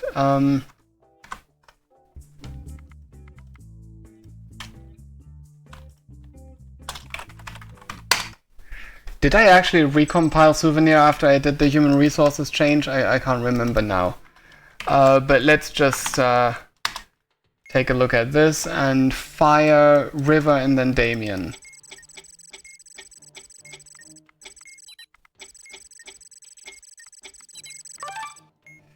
Okay, now let's check whether it generated the Souvenir. Let's see. Bingo, which was a descriptor shown? Intellectual, advocate. Okay. In red and in green. Okay, I would like to run another bomb and this time actually sort of take a mental note of the descriptors that are actually on the module so that I can get some minimal idea that it's doing the right thing. So we have innovator, director, confident. Oh, wait a second, I'm an idiot. Isn't it shown in the log? So if I just copy and paste this, so intellectual and advocate, and I can just click here, can't I? There we go. Intellectual and advocate. Okay, so that actually works, so I can close that. Good. Next one. Let's close that. So the next one is Simon Speaks. Alright, so with Simon Speaks, now this is gonna be a bit more involved because right now it literally just wholesale gets everything. It gets the entire sequence, it gets all of the colors, all of the words, all of the languages, and then the words table. So let's quickly write down what we need. Right, in Simon Speaks, for stage 1 we need the position. For stage 2, we need the shape. For stage 3, the language. Stage 4, meaning. Right, but then you press a different bubble, but it's the meaning that you need to observe. So that's what we want. And for stage 5, we want the color. Okay. So let's see how we do that. Okay, so obviously we have the colors, we have the languages, and I'm guessing words actually is an index into the meaning rather than, because obviously there will be 81 words in total, but this is just 9. So I think this is what this requires. So that it seems that we actually have everything. So we're going to ask, why are there only 3 here? Oh, right, I don't actually have a question about the shape. Or the language for that matter. It's kind of sad that Simon Speaks doesn't have rule seed support with different languages and rules. I'm tempted to add that. So if you guys can, suggest any languages that I could add. I don't know if I want to add more shapes of speech bubbles, because these are already reasonably varied, and I can't think of any others. But what I can also do is I can change the rules for the stages, right? So I can make it so that in the first stage the color is relevant, and then in some stage you might want to observe the language that it is in, but then press another word. No, wait, that won't work, will it? Because the meanings of the words and the colors of the bubbles are the only sort of same space. They both relate to colors.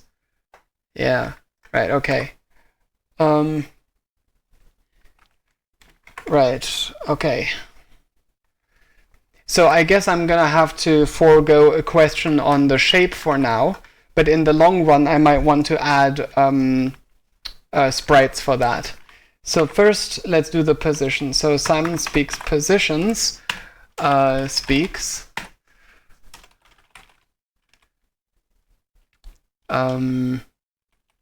Okay, so this is actually the format arguments, right? So we want the ordinal of, ordinal of 1, I guess. So I can literally just write the word first. So in the first stage, right, since, oh my gosh, how am I gonna do this? Okay, let's write down the questions that we actually want to deal with. So the first is the position, right? Which bubble, right, so this is stage 1. Which bubble flashed first? Let's do that. Right, so we don't need any of these format arguments. And then the shape, to do add shape for stage 2. And then which language was the bubble that flashed third in Simon Speaks in. Which language was the bubble that flashed third in Simon Speaks in. Right. And then instead of these here, we would have these here. All right.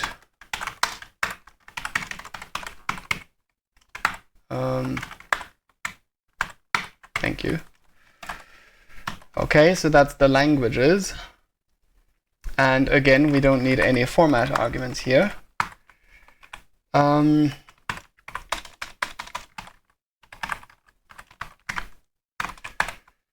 Then we have the meaning.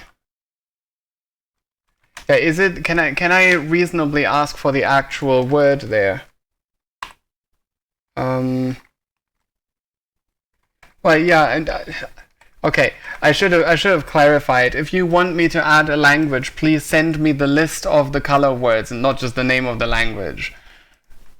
I can think of lots of languages, but I need the words. Now, obviously, Spanish won't be hard to find, but there are some languages where I will need help from people to find the words. Okay, so I think for number 4, I'm actually going to just ask about the word. So, which word was in the bubble that flashed fourth in Simon Speaks? And that would just be any of these words.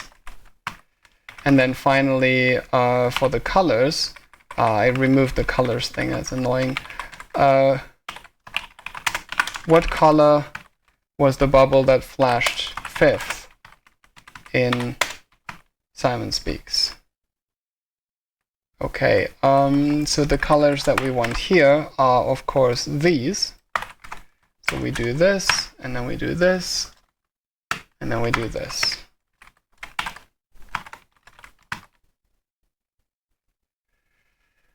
I hope that this is correct. This should probably be 2 columns. I think this should also be 2 columns. I think I have gave you a list with all the desired colors in most language, but said had one on Wikipedia. Right.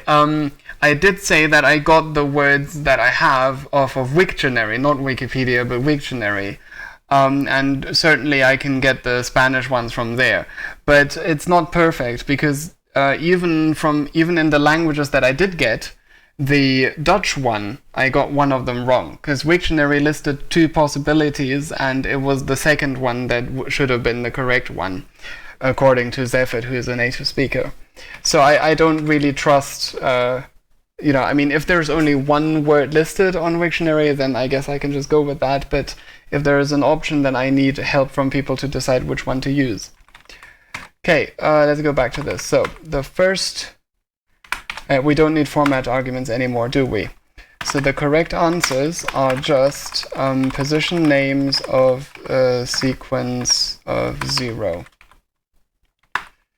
Okay, so that is the first one, which is positions, right? And then I'm gonna say to do add shapes, stage 2. Right, and then for stage 3, we have language. And now I need the language's names. Yeah, I think I'll use this. Var language names. There we go. And that would be the 3rd stage. There you go. All right, and then we want meaning. So that would be the word. Let's see, this time we want words table of, I think, yeah, this is, there we go. That should be it. This gives me the actual word. Yeah. And then the next one is color. For which we use the color names. Don't we have a color names? Colors. Ah, that's right. I used the words table at 0 because English is always the first language, right? Okay, now IX obviously here is 3, here is 4, and here is another one. Right, and then that's the end of the questions. So we delete that. Okay. Whew, I hope that I got that right. I am actually a little bit cloudy on this, so if you guys noticed any discrepancies here, then please let me know. But we're gonna test this now. Okay, and then after we've done that, the next one after that will be Simon Scrambles, where we're gonna ask for the entire sequence. So let me just quickly go to Simon Scrambles. Yeah, we already have the entire sequence in an array, so why don't we just ask for the entire sequence? Yeah, why does it ask only the last one? I'll literally just ask for all of them there. So now we want speaks. Oh, I have to type Simon Speaks. Okay. Alright, let's take a look at the log file. Here it is, Simon Speaks. Alright, middle right, and then bottom middle, and then middle center, and then middle center, and then bottom middle. Okay, flashing sequence. Okay, I probably should have just written down what was on the. But let's just look at the questions that were generated. Actually, let's look at the question that is shown first. Which language was the bubble that flashed third? So the third in the sequence is bottom middle, which would be the eighth, and then we're looking for the language of the eighth. That is indeed Finnish, and it says Hungarian. Ooh, it says Hungarian. Wait, what? Okay. It asked about. Okay, now I'm confused. Right, it asked about the third in the sequence, which is the bottom middle. Bottom middle is the eighth. That should have been Finnish. So that is definitely a bug. Let's see what else is generated here.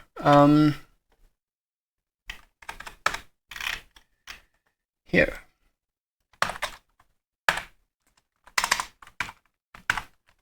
Okay. So which bubble flashed first? That should have been bottom left, and it did get that right. Which language was the third? Yeah, that should have been Finnish. Which word was in the bubble that flashed fourth? 1, 2, 3, fourth. That was bottom left. That should be the seventh. So it should be the English word for red. And that does seem to be correct. What color was the bubble that flashed fifth? So the flashing C, so middle center, that would be the fifth. So we're looking for the color. 1, 2, 3, 4, 5. Purple. Okay, so it seems to have gotten all right, except for the one that we were asked. So let's go back to Simon Speaks. Oh, of course, language names of languages of sequence 2. Right, there you go. So what it did is, right, because the bottom middle flashed, which is the eighth, it literally just took the eighth language from the manual rather than the language of the eighth button. Right, this array here tells me the languages of the buttons in the order that they appear on the module. So this is what I want. So I don't think I'm going to test. I'm going to test this together with the next module, and the next module, of course, is going to be Simon Scrambles. So I already alluded to this. So I'm just going to say add questions, and then we're just going to say enumerable range. No, actually, I'm just going to say colors. No, I'm going to say sequence. There you go. And that is an integer sequence dot select. So for each value and index, we're going to make a question. This is the question, and this I'm just going to change that to colors. Remind me to change the wording of that question. And then Simon Scrambles, and then the module key, that was the module key. So format arguments, we want the ordinal of the index plus 1, and then the correct answer is, of course, the color. Is this a string array? Yes, it is. Of sequence of index, which obviously is just the value. Right. So that's that, and then that's the end of the dot select. That's the end of the add questions. All right. Now, thank you for reminding me to change the phrasing here. What was the? Let's change this. What color flashed env in Simon Scrambles? All right, so now the format arguments would be something like first, second, third, group size 1, and I think that's it. Okay, right. Right, okay, so let's run that. So we want to test Simon Scrambles and Simon Speaks. All right.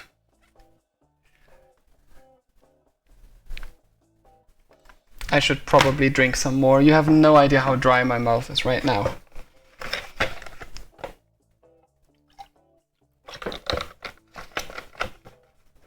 Good thing I went shopping just yesterday, so I have a good stockpile of apple mango juices. Yes.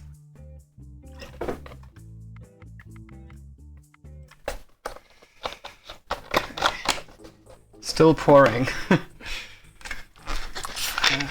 There you go.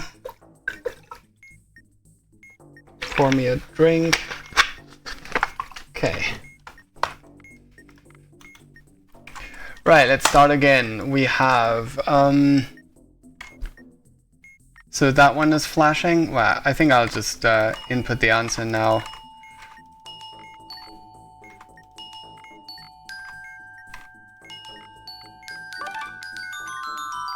Which bubble flashed first? Ah, that was the middle center, wasn't it?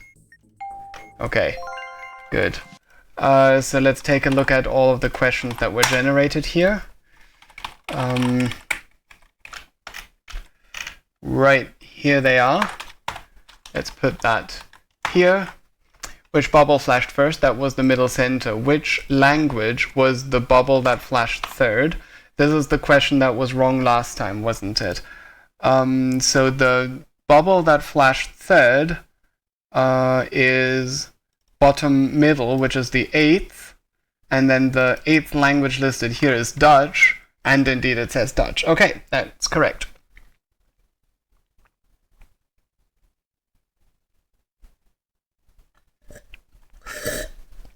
And I totally forgot to test Simon Scrambles. I should not have exited the game. I do apologize about that. But I really do need a drink. Wow. So thirsty.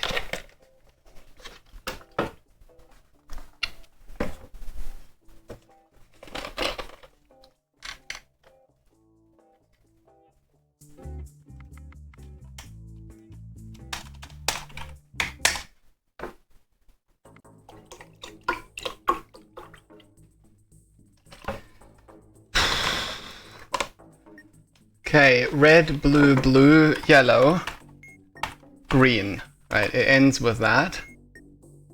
Let's see. Red, yellow, green, red, blue, blue, yellow, green. Yes. Okay, so that is the sequence. Now let's see what the answer is.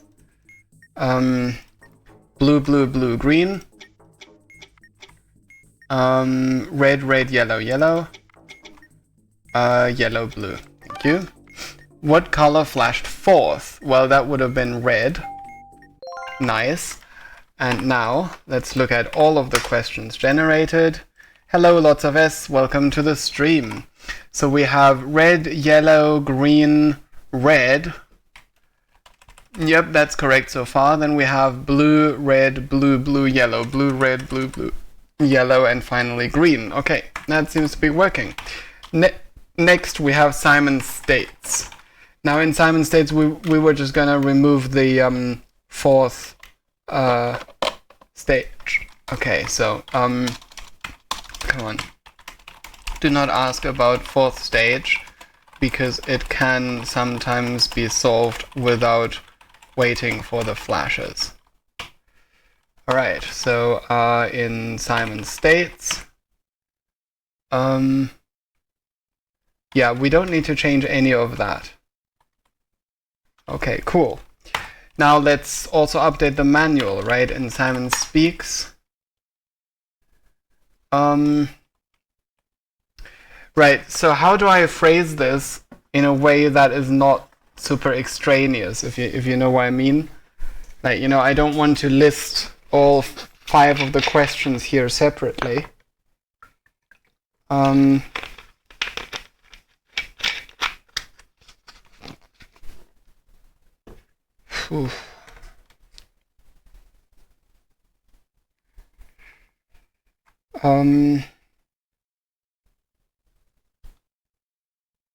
Yeah, okay, if you have any ideas of how to phrase this, I'm totally blanking on this right now.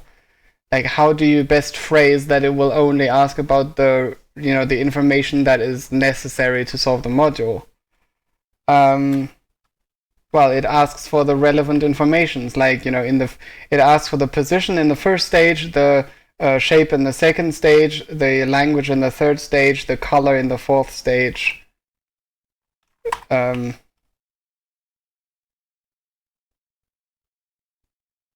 Okay, I think I'll just leave it for now. Now for Simon states, which is down here, which called, right, I guess I don't even, right, in the first 3 stages, I suppose I can do that. What was the relevant information for the flashing bubbles? Okay. Instead of information, I'm going to say attributes. Is that okay? What were the relevant attributes of the flashing bubbles? Unfortunately, the word relevant is a little vague here.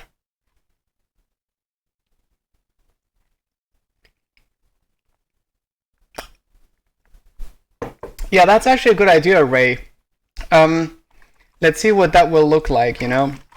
If I go, let's go here, Souvenir speaks. Which bubble? Okay, so this is what it says right now, and this. Oh, am I not editing this file?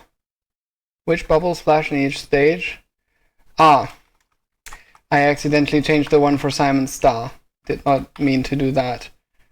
There we go. This is what. This is annoying. Question mark. So let's go to here and check out the changes I made. Yeah. Check out the changes I made in Simon Star here. Which colors flashed in each stage. This is what it should say, right?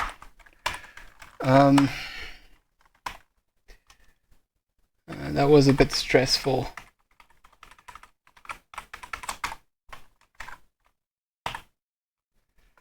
Okay, what were the relevant attributes of the flashing bubbles? Okay, is that good? Hello, Ultra Sea Boy. Welcome to the stream.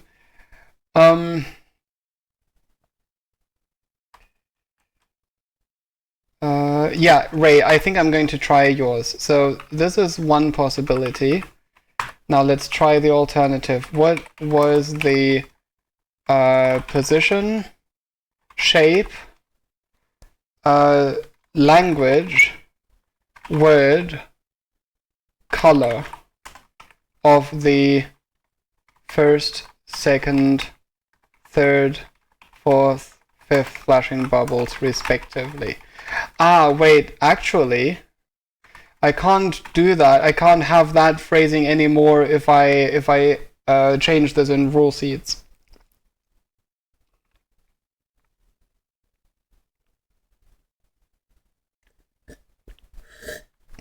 Yeah, so actually I'm gonna change that back. Sorry, Ray.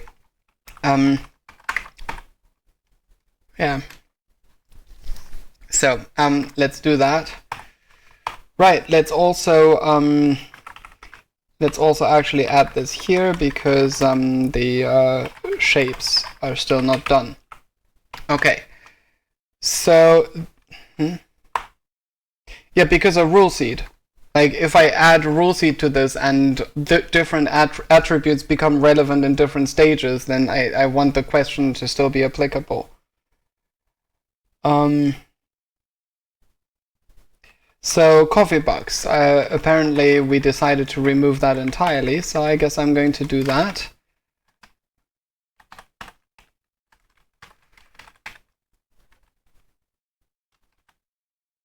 Ah, wait. I do not need to remove the question about the coffee that was served. That one is definitely relevant. It's only the customer that I want to remove. Right. So let's go to process coffee bugs. Okay, so I don't want that question anymore, but I do want that question. So let's add question. Let's see, module. That, don't need that. Correct answers, preferred wrong answers. There we go.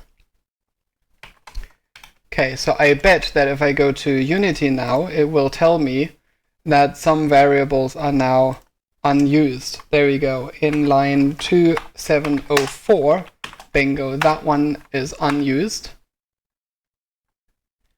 I'm surprised that that is the only one. Names will probably be unused now, so let Unity reconsider this. Oh, no, it does not tell me that. Right, let's see where that is used. Okay, it just uppercases all of the names, but it still never actually uses them, so I'm still going to remove that. And that seems to have succeeded. Yep, okay, no complaints there. So let's remember to test coffee bugs, but I think I'm going to change perspective pegs while I'm at it. Now, perspective pegs, it hurts a little to remove this, but you know, we have these sprites that we don't need anymore if this is the change we're going to make. So let me just quickly give a good farewell to these sprites, right? We have these sprites right here.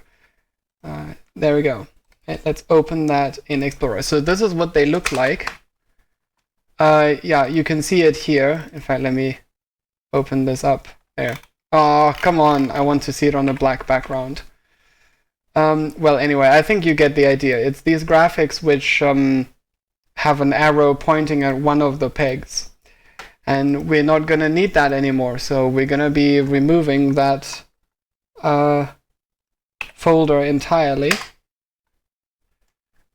And we're going to be removing this declaration here, perspective pegs sprites.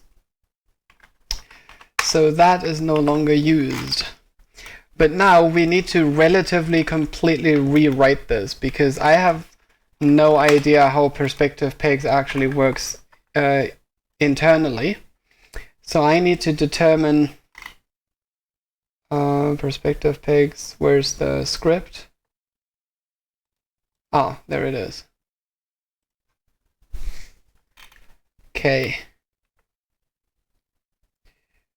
So the well, it says here correct sequence, but that probably includes the right. It also includes only the first three. So let's figure out.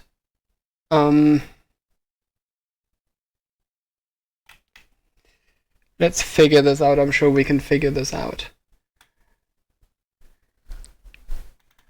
What is color meshes? That's the mesh renderers. Okay. So what I actually want is what does it currently do? Right. So it does currently determine what the which peg is the starting peg for the sequence, right?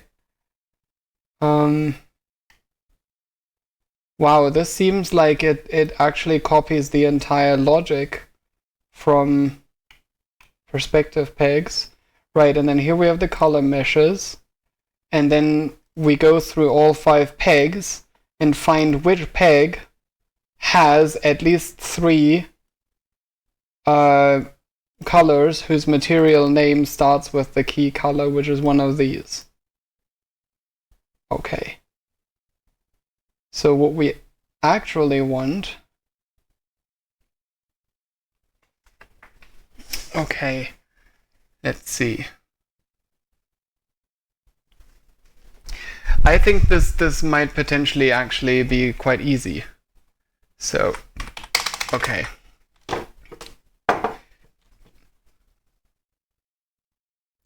Right, so we still need the peg index, because that's where we start, right? But then the color sequence is going to be enumerable range 0 to 5, select, let's just say I. So we take the peg index, we add I, modulo that by 5, and that gives us the peg.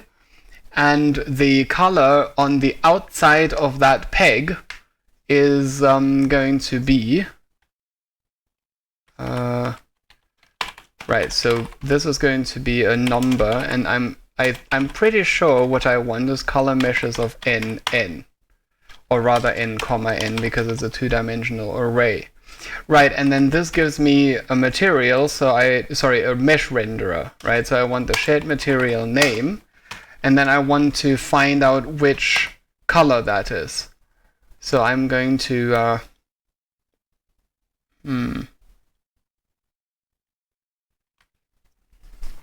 okay, var color names.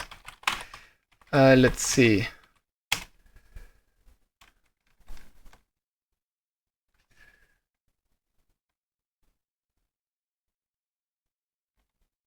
Yeah, you know what? I don't. Let me think. Let me think about this. Okay, so the colors are definitely in some order: red, yellow, green, blue, and purple. Right?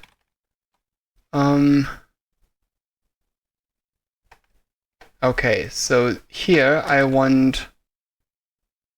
So first of all, I want to remove the word color at the start, which in its British spelling has 6 letters, right? But because that material name might have something after, I mean, there's a reason the user starts with here. So I need to find the color names index where this thing starts with that color name with a ignore case. Right, so that should give me the index of the color. Right, so let's put some new lines here because that line is getting a bit long. And then let's turn that into an array. So I think this is it. So that should give me the color sequence. Okay, and now I'm going to ask 5 separate questions. The question is perspective peg's color sequence, right? And the phrasing is what was the nth color in the key sequence in perspective pegs, right? And this one is not going to be a sprites question, so let's copy this, I guess. But the color names, I'm going to copy this.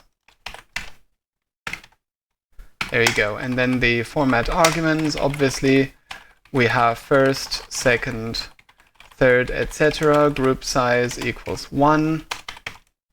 Close parenthesis, close square bracket. Okay. And then we're going to ask these questions. So for all 5 of these, the correct answer is the color name of color sequence I, and the preferred wrong answers, we don't need that anymore. Okay.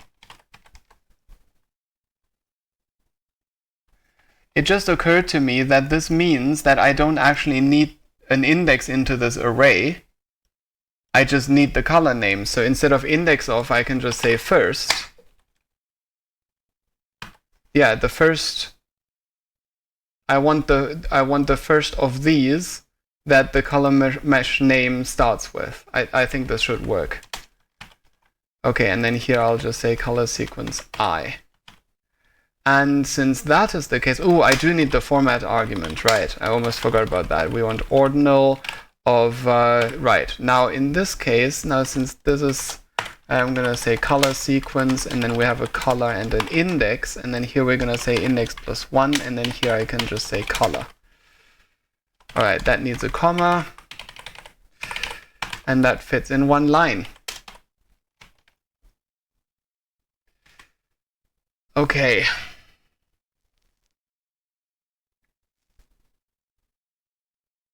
See, the funny thing is that color you know, I can totally just inline this right here. Right, so for each of those 5, I can get the right peg, get the color of the peg on that outside, and then do this. I think this is what I'm going to do. It sounds a bit crazy, but you know, if the other version works, then this will work. Okay, so let's recompile that.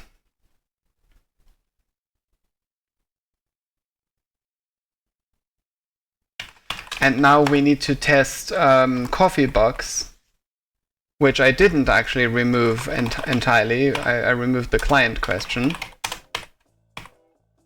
client name question, and perspective peg. So we need to test those two.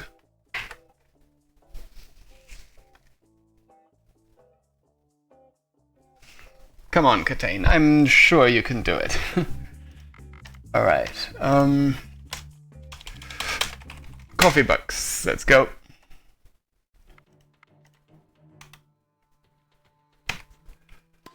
Alright. Log file.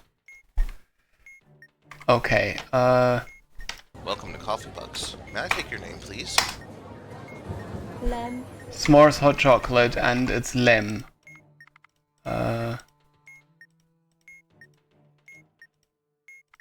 Enjoy your coffee. See Okay. you around. Right, let's try that Welcome again. to Coffee Bucks. May I take your name, please? So this is Ken. Ken. Enjoy your coffee. It was quick. See you around. So liquid cocaine was the last one that I served. Let's make sure that that is in fact the only question that it generated, which is what should have happened. And indeed, there we go, that is the only one. Alright, liquid cocaine it is. And then we test perspective pegs. Let's go.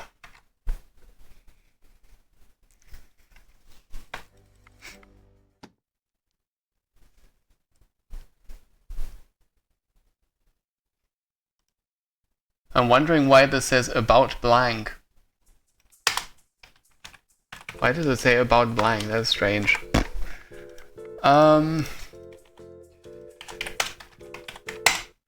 Alright, perspective pegs, here we go.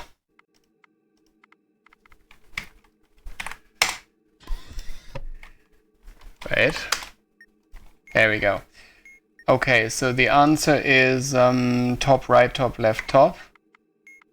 Right, let me just quickly... Yep, the logging seems to reflect all of the colors correctly, so I can just use the colors to check this. What was the third color in the key sequence? Well, that should have been purple. Let's see. In fact, what is the entire sequence? The entire sequence would have been red, red, purple, purple, blue. Alright, so let's take a look at the filtered log. Souvenir. Here we go. And it's red, red, purple, purple, blue. That worked perfectly. Alright.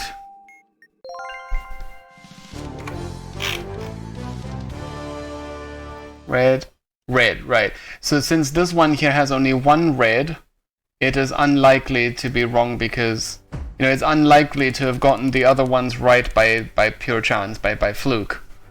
So I think we're good. Why is this open? I don't need that.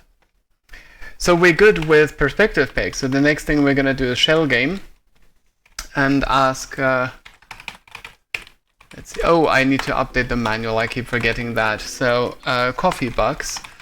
I think we've already updated. No, we haven't. What was the last served coffee? And then perspective pegs.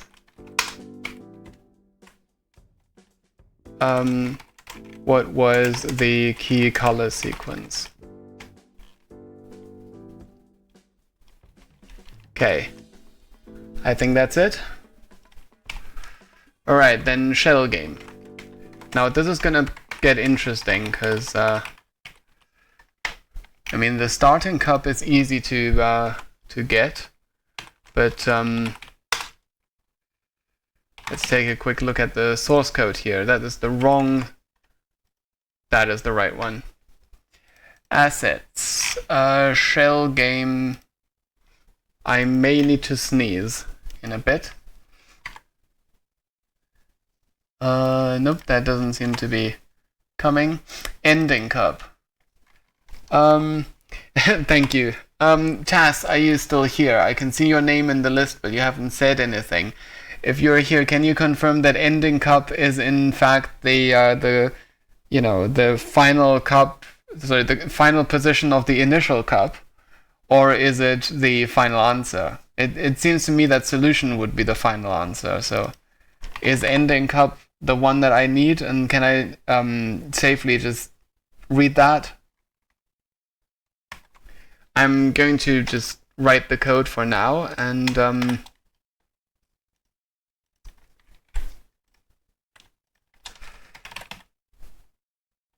final position. Right,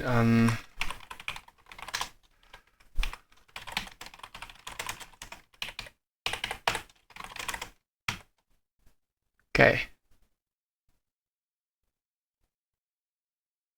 I think that's right. Let's rebuild that and test that. So after that, the next one will be Simon Screams, where we want to ask for the colors required for the 3 columns only. You had this muted. Oh, Taz, come on. Alright, Taz, my question was here in Shell Game. Can I safely just use ending cup as the final position of the initial cup? I assume that the actual solution cup is actually in solution. So is this the one that I need for Souvenir?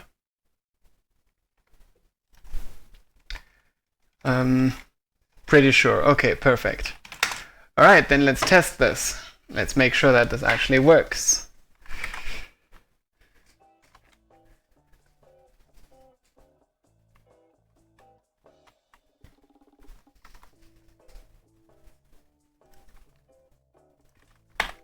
Right, after this we'll be doing Simon Screams, so I guess I can already put myself in that position. There we go. Okay, let's try this. So we won Shell Game, don't we?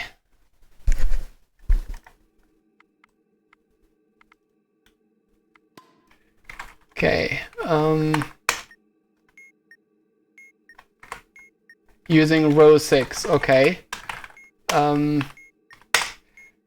1, 2, 3, 4, 5, 6. There's an empty port plate. Oh yeah, indeed there is. Okay. So we want nowhere, right, left.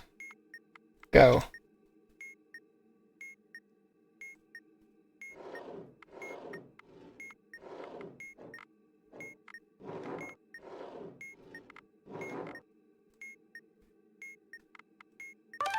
Okay. So the Souvenir answer should be middle. What was the final position on the initial cup? Middle. Yes. Perfect. Okay, that worked like a charm. Alright, let's do Simon Screams. Now this is going to be a bit more involved. Let's take a look. So we have... Why does it say sequences? Oh, I know why. It's the sequence for each stage. Yeah. And we really only need the last one, don't we? Like, is seqs ever used? Okay, seqs.length is used to determine how many stages there were. Ah, no, it also checks which rules applied, yeah, of course, in each stage, so that makes sense. Yeah, anyway, so we need to get from the module which of the colors are actually which of the sequence entries are actually the relevant ones. Simon Screams. Let's open that.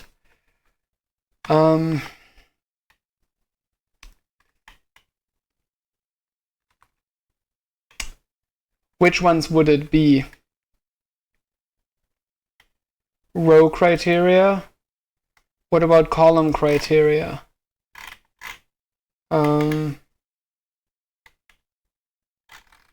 No.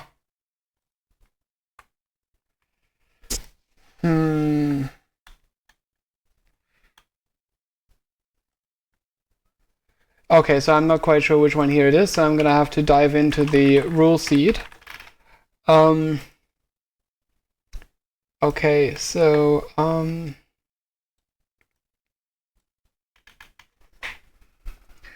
okay, so this shuffles the row criteria, so this is where it decides on the row criteria. And then these are the criteria for the small table row. And then, stage indexes. Bingo. This is the one. Yeah. Okay. Stage indexes is what we need. These are the indexes into the color sequence on Simon Screams that we need for each of the stages. So, Let's get that. Okay. So sequences var what was it called? Stage indexes, right? Stage indexes equals get array field of integers. It was an integer array, right? I mean, why wouldn't it be? What else would it be? Of course, it's an integer array. Conv this dot get expected length 3. Okay. Is it static? No, of course it wouldn't be static. No, what am I talking? Okay. Right. So, okay, set the question. Skip the last rule because it's the otherwise row. Yeah, that's fine. Applicable stages. Right, so where does it ask about the color? See, here. Flashing, there we go. So here, all I'm going to do is I'm just going to say a stage indexes contains I. Right, and that's all I'm gonna do. I'm just gonna filter it by that. Which actually, now that I think about it, I can write this better as for each var I in stage indexes. There we go. Yeah. That should work. Okay, so let's... Okay, I think I want to add a comment here. Only ask about the flashing colors that were relevant in the big table. There you go. Okay, so let's test that.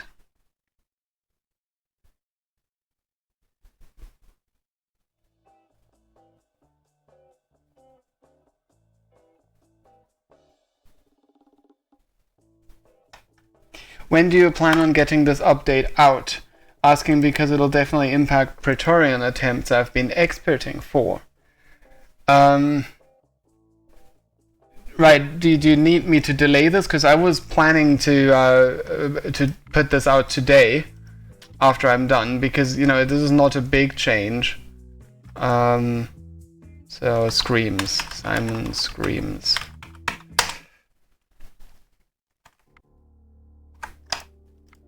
Bombs, I like a box of chocolates. Okay. Let's go here. Let's see. Orange, blue. Green, orange. Yellow, green. Okay. Red, blue, purple. So red, blue, and purple flashed first. So let's take a look at this.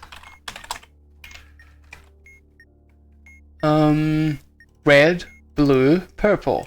That worked perfectly. In which stage was 3 adjacent colors flashed in clockwise order? Apparently in the second and third. Okay. In which stages was 2 adjacent colors flashed? That was the first only. Interesting. Okay. This is asking about the 3, so that's... There we go. Now I'm going to test this again with rule seed. I'm going to try a rule seed where the, you know, where the relevant colors are in the first 3. So let's try rule seed 47, where it's... no, that's in order. Let's try something that's not in order. Let's try 111. It's also in order. Second, third, and fifth. I like that. Alright, 114. Let's go. Hello, Emic. Welcome to the stream.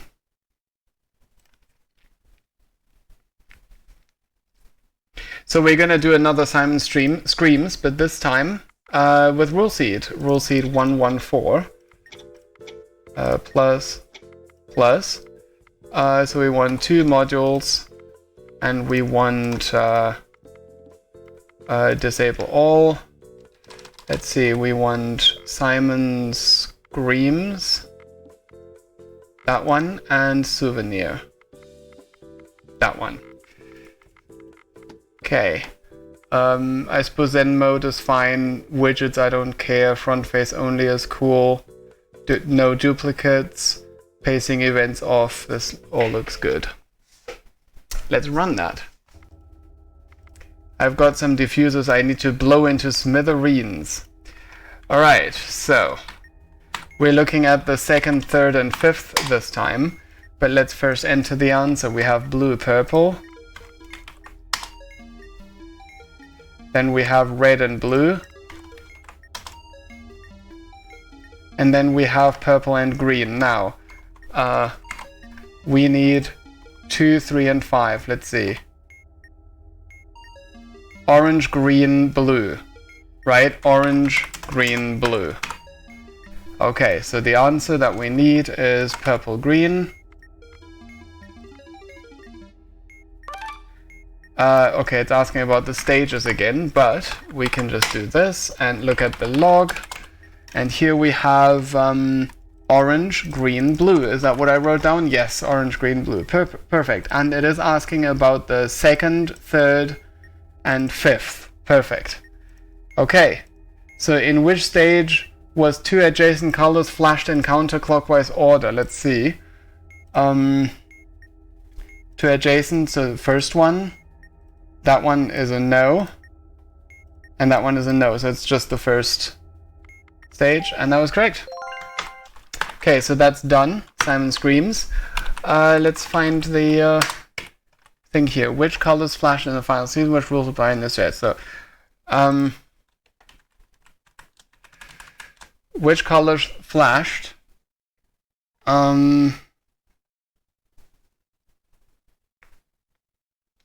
Which colors flashed that were relevant for the big table? Now, it sounds a bit stupid.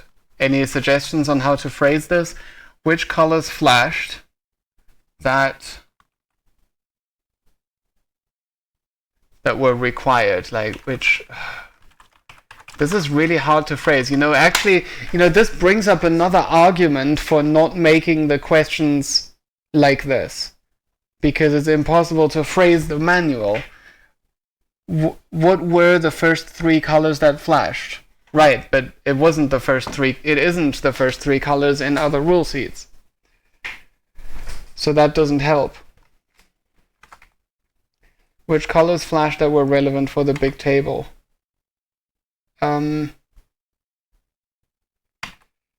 Okay,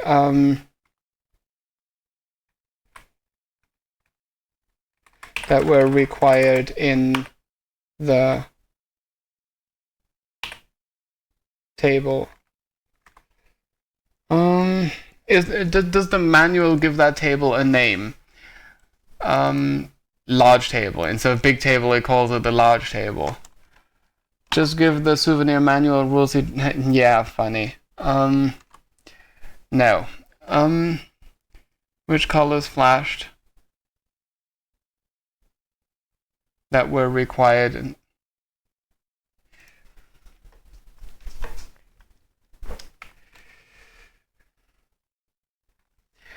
Why don't I just... Yeah. Which rows and columns of the big table applied in which stages? That's it, right? I mean, technically the question asks about what flashed rather than what the column was, but, that's the same thing. The column is headed by the color, so it's still the same answer.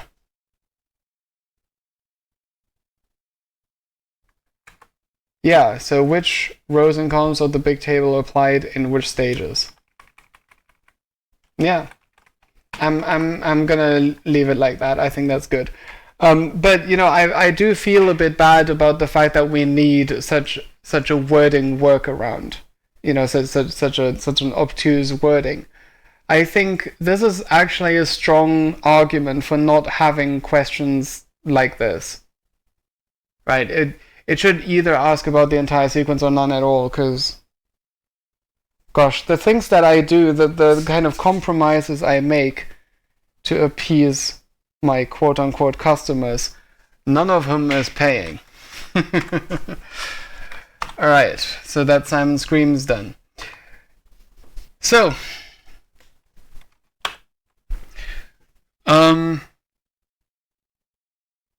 what color was used for each stage? You think that's all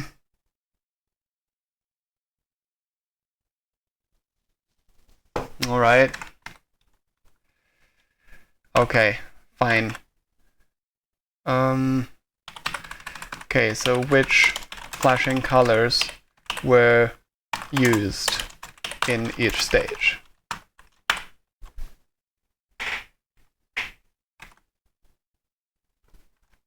Which color was used? Yeah, there you go. Maybe what flashing color, because it's not like, which as in the third, but rather what was the color, right? So what flashing color was used? Yeah, I think that is good. Thank you for the suggestion. All right, so that leaves that leaves those three. So I put microcontroller on the bottom initially to give you guys an opportunity to opine on this, but none of you have raised your voices. So since the microcontroller question is what's the word, controversial, maybe I should start another poll about that. But as it stands, I guess I'm inclined to remove it. Am I though? Honestly, I mean, okay. So the mantra that we obtained from the poll was that Souvenir can ask about things that you would tell the expert. It currently asks the order in which the LEDs lit up. So if I go to the Souvenir manual, microcontroller, in which order did the LEDs light up? And that is something that an average diffuser and average expert would communicate. Right? So according to the mantra that we obtained from the poll, it should be asked. So let me see, what was it? Microcontroller.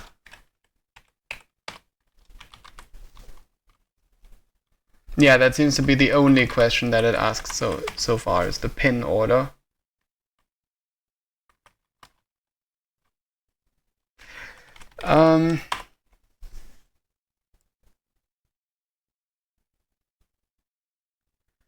Okay, yeah, in that case we're on the same page there, Taz. So we're officially fine with it, so the microcontroller question stays the way it is, and I'm just going to remove it from this list. Okay, now for Crackbox, did I actually remove that? No, I didn't. I'm not quite sure why I set this off with a new line, but I guess I'm gonna... Yeah, I guess I'm gonna remove Crackbox because this is a solo module, so yeah. So let's remove that. Crackbox, let's remove that, remove that, and remove that. Okay. Right.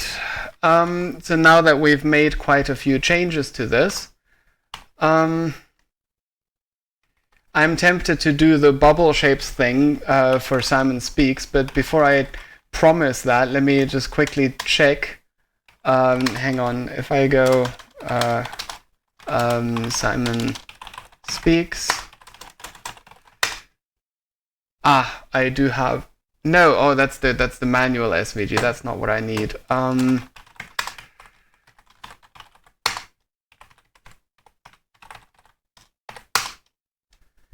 I do not seem to have those SVGs anymore. That is very annoying.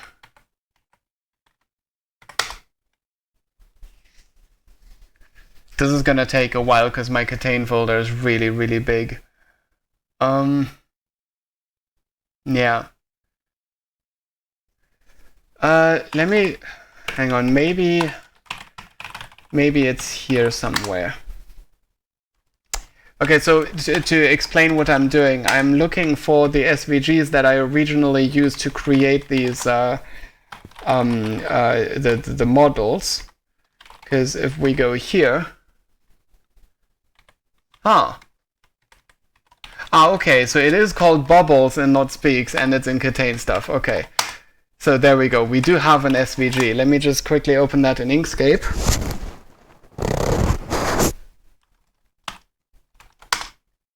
Yes. All right. That looks like something we can use. In fact, that's perfect. That's absolutely perfect. Ooh. Once again, I switched to Discord when I meant to switch to the chat. So I think I want to mark this as unread so that I can come back to it later. Oh my gosh. A lot of things that you people have posted.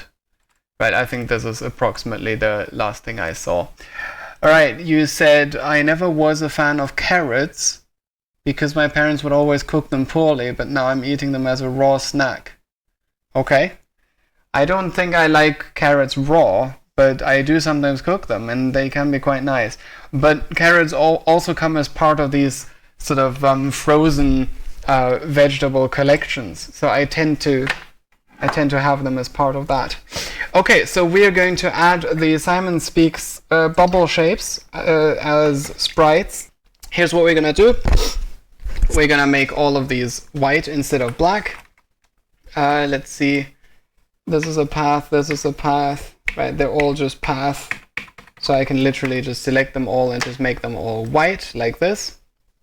Right, and then I can pretend to make the background black, but oh, I'm not quite sure why they have. Oh, I see. Right. Okay. So for this purpose, I don't need the inside.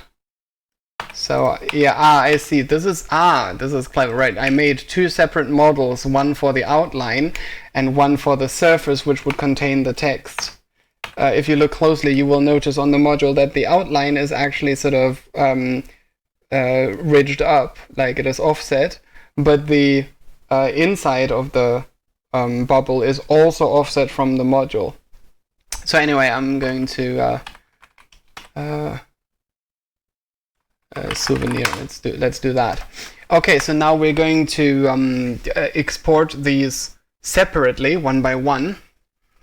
So the page obviously goes from 0030 to 3030.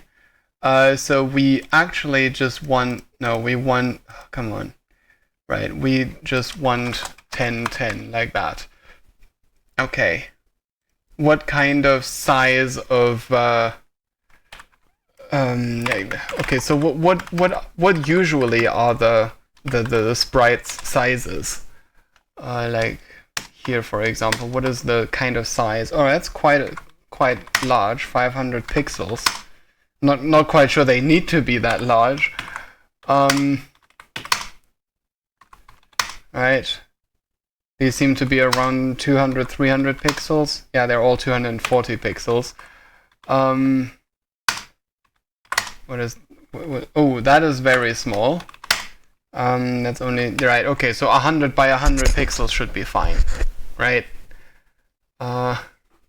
If you have any objections to that, while I'm still looking through the rest. Oh, look, that one's also pretty small. Yeah, I'm gonna go with 100 by 100 pixels. Okay, so 100 pixels. And we're gonna put this in Souvenir Assets Sprites Simon Speaks.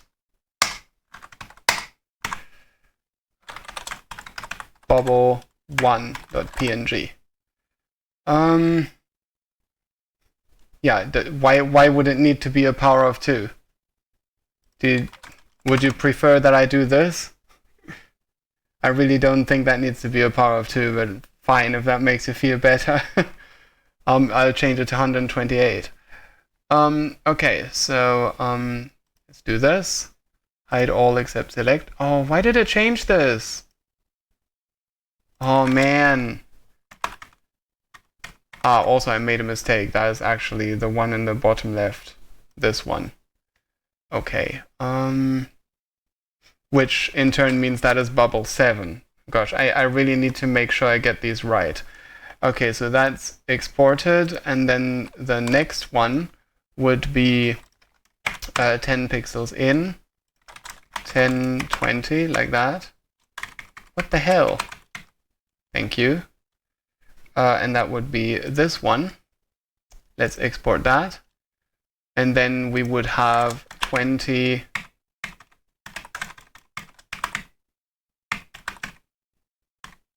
Alright, that seems to work. And that's bubble 9. Oh, I should have selected that. Export that. Okay, now let's go here and make sure that these worked. Ah, that looks good. We have white outlines on a transparent background. Okay.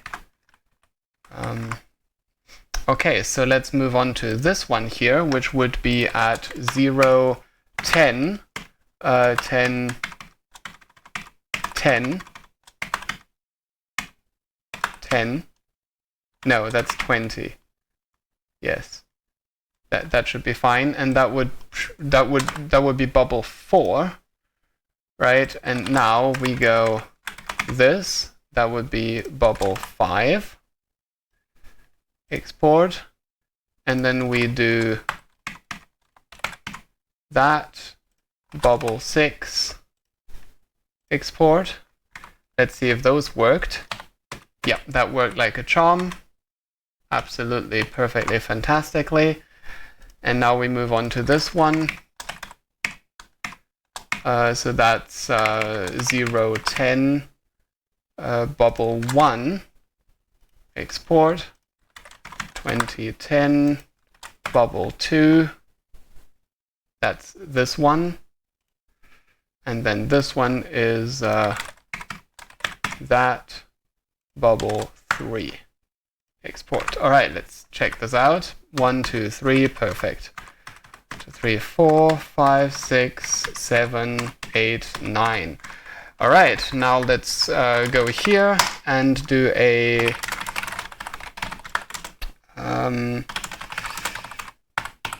I'm going to do a PNG crush on all of these. And that went very quickly. Okay, so with that done, we should now be able to declare ourselves a new array right here where the sprites are, and add one for, let's add one at the bottom, Simon Speaks Sprites. And then here, we should be able to, bingo, there it is. Let's lock this into place and open this thing and put all of these in here. Aha, it doesn't let me add them, and I think the reason for that is that I need to change this setting here to sprite and then also apply that. Right, sorry about that. Let's lock that again. Yeah, I think this is correct. All right, so let's put all of these in here. 1, 2, 3, 4, 5, 6, 7, 8, 9. I need to make sure that they're in the correct order. All right, and now we go to question, Simon Speaks, and we add this one, shapes. Which bubble? Aha, I can actually keep the wording the same, but the answers will be the sprites instead of the positions, right? Which bubble flashed second? And then this would be, I guess this can have 6 answers. And then we have type equals sprites, right? And then sprite field equals Simon Speaks Sprites. All right. Yeah. All right. Let's test this in Unity.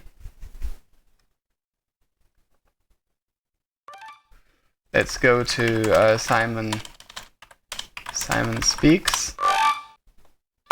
Perspective pegs was lost, but we gained back Simon Speaks. Right. We didn't really lose Simon Speaks. So which bubble flashed? One of those. Which bubble flashed? Oh, I see. Hey, there we go. Works perfectly. Absolutely fantastic. No complaints at all. Right, let's fix this. If I change that to 200.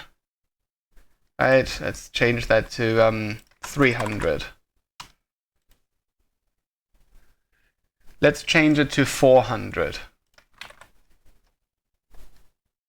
Ready for shipping. Okay, I think this looks good, doesn't it? I think we can live with this kind of appearance. I think they could be a little bit bigger, so let's try 350. I think that is acceptable. Yeah, let's go with that. Okay, there we go. Let's make sure that these are still at 360. Yep, they are. Okay, and now let's actually put in the question, right? Simon speaks. Here we go. Here is the to do. That one. So the correct answer here will be a sprite, which is we're not even getting the shapes at all. So I need to check in the source code for Simon Speaks. Where is Simon Speaks? This is Screams. Did I not open Simon Speaks at all?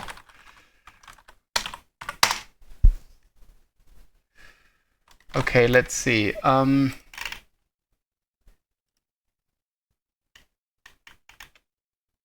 Shapes. So we have sequence, colors, words. I'm going to add shapes to this. Shapes. Right, and then here we will have the Simon Speaks sprites of the shape of sequence 1. There you go. I hope that that is correct. Alright, so I'm going to recompile this. Why are there 8 warnings? Oh, I see. Wait, use of custom shader sprites default in object sprite holder. I'm not quite sure if that warning is significant. I think I've had that warning since forever. Alright, let's collapse that, collapse that. Now that the backend has support for adding sprites to the module, adding new sprites to the module is dead simple. Well, you say dead simple, but I did need to create the sprites from the SVG first.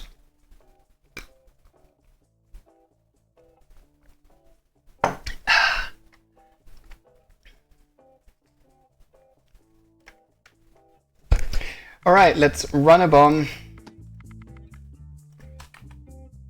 with Simon Speaks.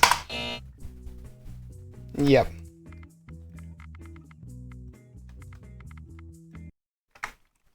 All available experts, please report. I don't have Twitch Plays enabled.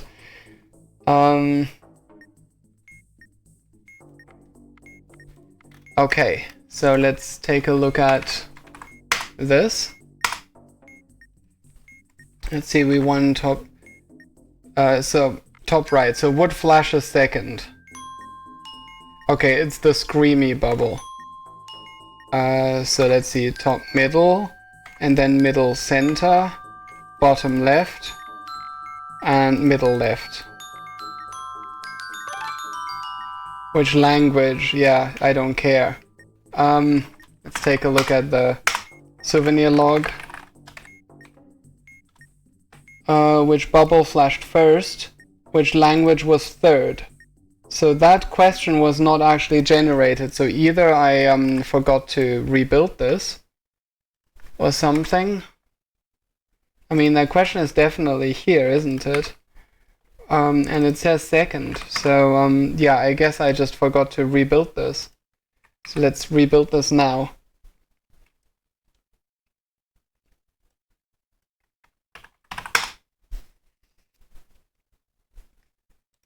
And I guess I can close this and save it. It was already saved. Nice.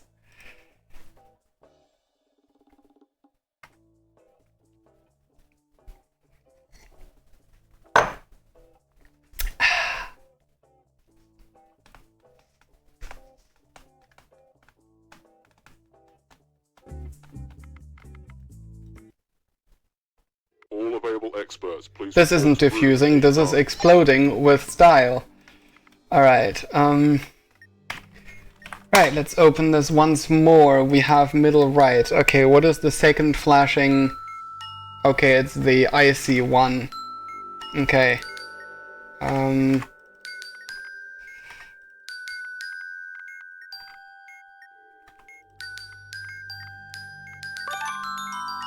Which word was in the bubble that flashed forth? Yeah, okay, I don't care. What I want is to see which bubble flashed first, which language was third. Ah! I am such a... Yeah. I am missing the preferred wrong answers, which is Simon Speaks Sprites. There you go. That is what should have been there. And that is the reason that didn't work. Alright, let's recompile that one more time. And test it one more time.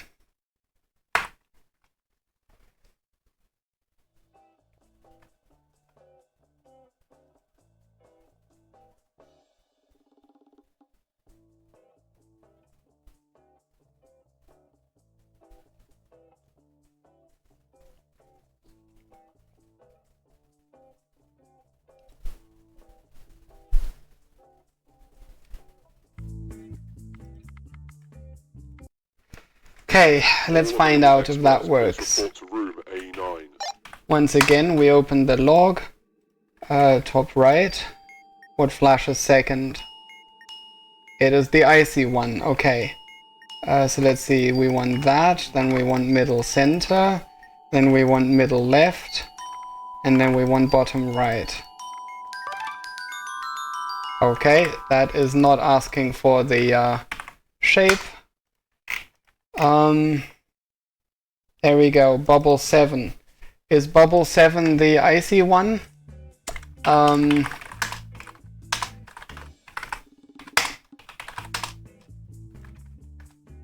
Yes, it is.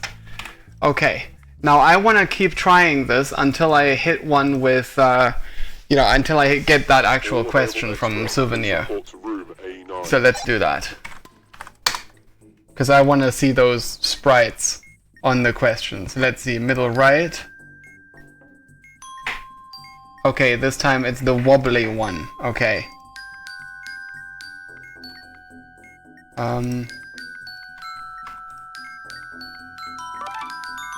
Nope. Maybe add more souvenirs on the... I didn't think of that. I thought of adding more Simon Speaks. And then I thought, I might as well just run multiple bots. But you're right. Why don't I just add multiple souvenirs? Oh my gosh. I just genuinely didn't think of that. All available experts, please report to room A9. We'll always have batteries. Okay. Let's press the top middle. Okay, it's the thought bubble. Let's see.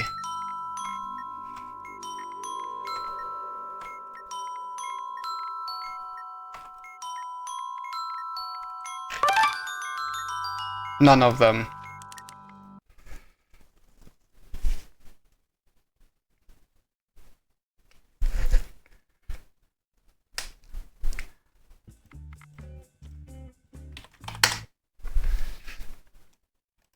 All available experts, please report to room A9.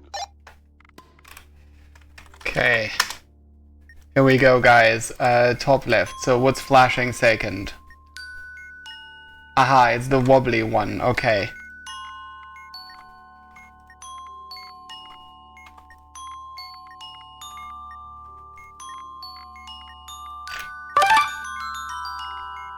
Seriously? Not a single one of them? Alright, let's see. Which word was fourth? Apparently wit.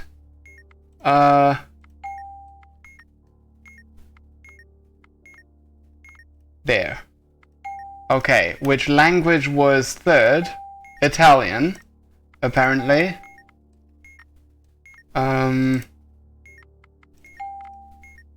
Which bubble flashed first? Middle right. And what color was the bubble that flashed sixth? That was yellow. Okay. Ha! Ha!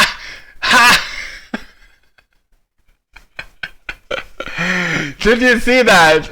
I returned to office just as the bomb solved single was playing. Ha! That was amazing. Alright, let's try this one more time. Here we go. Please report to room A9. You heard that, nice. Alright, middle left. Okay, it's the thought bubble this time.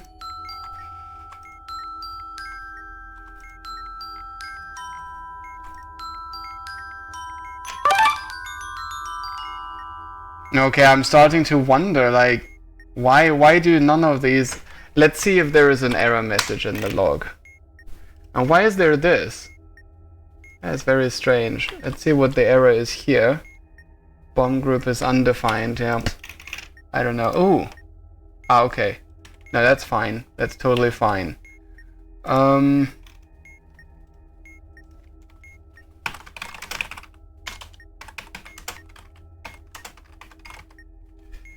So it does seem to add these questions to the, you know, to the, what's it called, the batches, the queue for each one of these modules. So maybe we just really got unlucky. It is always possible, obviously.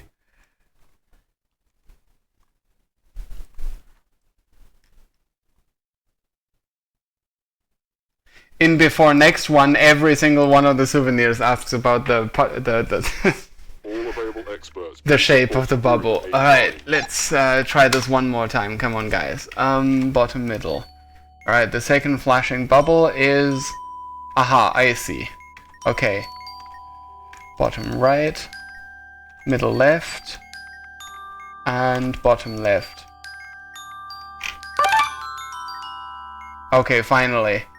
Is that what you would expect? 2 out of 9? Yes, because it's 1 and 5, so actually that is totally legitimate average. Okay, so which one was it? It was the icy one. Yes, it was. Bingo. Okay, that seems to work. Alright, I think we're done here. We've done Simon Speaks. We've done all of these things.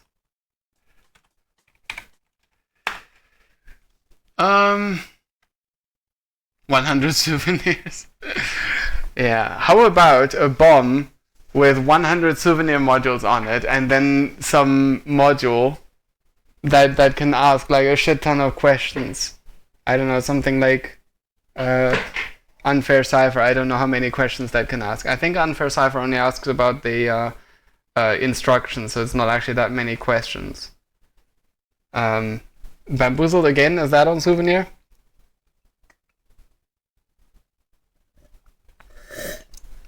I don't know. But anyway, so I think we're going to upload these changes. So we've removed this entirely.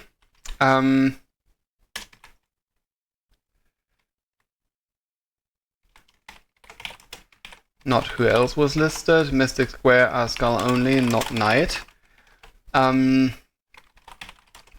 Numbered button, as repressed button. Not all buttons.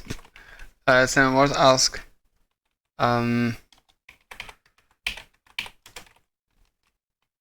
Ask the relevant calendars.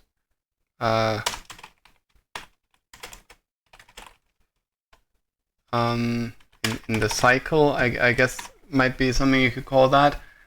I had the dumb idea of a bomb with 46 big circles and 1 souvenir. So you say you say Bamboozled again is on. Yeah, it is. Wow, I did not actually know that. That must have happened while Andreas was taking care of the module. Instructions changed to pressed. Oh, that was removed entirely. Simon scrambles. Ask for the full sequence. Simon states remove last stage question. Coffee box remove client name question. Removed. Ask about the color sequence. Not the peg positions. Not the key peg position, that's what it was called. Shell game, change to final position of initial cup. Simon screams, ask for the colors required for the 3 columns. Not the rest of the flashing sequence. Crackbox removed entirely. Is that removed entirely? Yes, apparently I did remove that entirely, okay. And Simon Speaks. So in Simon Speaks, right, only ask the relevant attributes for each stage.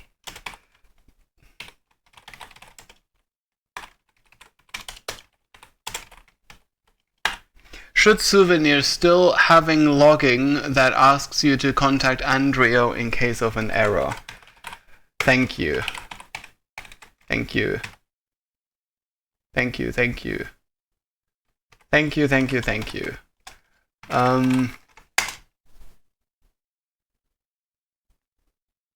Right, okay, that seems to be the only occurrence of it. Yeah. Okay. Thank you for that. That's good that someone notices that. So, yeah, I think I'm gonna update that. Well, actually, before I update that, I should probably... I can now show you this cool thing about the Souvenir module, about the Souvenir manual. Now, unfortunately, this won't be very visible because we didn't make that many noticeable changes. So I'm going to show you something cool.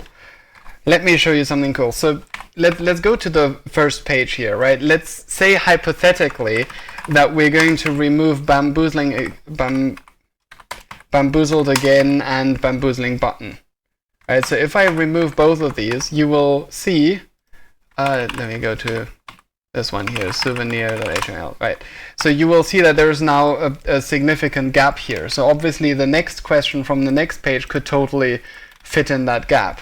So what do I do? Well, the thing is I have some JavaScript here at the bottom of the page now, which I can literally just enable. And then if I run this, it will automatically reflow all of the questions to fill all of the available space. And so now you will notice that it is all sort of lined up perfectly at the bottom, right? So there we go.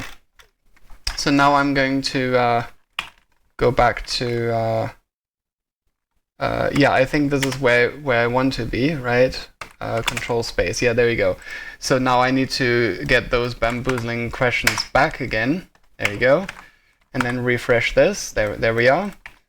And here we go. So now, after this reflowing, I remember being very unlucky having to create another page almost every time, right? So from now on you can just use that. Oh, actually I should probably warn you, because if you add too many and you know the JavaScript fills all the way up to the 5th page and then more, it will not tell you that it ran out of space. It will just leave out modules at the end. Maybe someone should add a warning message to it that might be helpful. But for now, I'm not gonna do that on the live stream. I'm just gonna grab this section thing, copy the outer HTML, and then replace everything from here to here with that. Now I am aware that there is a lot of white space in this, and I'm going to fix that. What am I doing? I want this actually. There we go. And yeah, and then I open this in Visual Studio and just auto format the whole thing. Actually, wait, I should, yeah, that's right, I needed, okay, it's not quite as automatic as I had hoped. I still need to take these module divs and put a new line in front of them like this, right? And then do this, and then auto format this in Visual Studio. So it's still not as neat as I had hoped, but at least I don't need to do the reflowing from page to page manually anymore. So not only is that part automatic, it is now also precise. I don't need to eyeball it. I know exactly how much will fit into each page because the algorithm calculates that. Alright, so with that out of the way, I want to disable that again. Refresh this page, that looks good. Yep, that looks totally good. Okay, thank you very much. Okay, so stream is back. So we're gonna open the Souvenir manual in Chrome, obviously. And then we're gonna generate the PDF here. And I'm going to put that PDF in the folder for Souvenir manual PDFs module Souvenir. There you go. And then when I, when I recompile, I should probably kill Unity there because I think that was the source of the problem. Okay. So I'm going to recompile Souvenir, which will have the new version of the manual in it, and then I will also commit the new version of the manual to the live website, and then we will end the stream here. But I'd be happy to continue some more development on the other modules that are on this list. The ones that we usually put on the wheel, and then we can add some more stuff to Souvenir. Alright, so I think I've done that. Yep, that seems to have built. Okay, so manual reprint required. Several changes as decided. What's a good word for sort of reaching a conclusion collectively?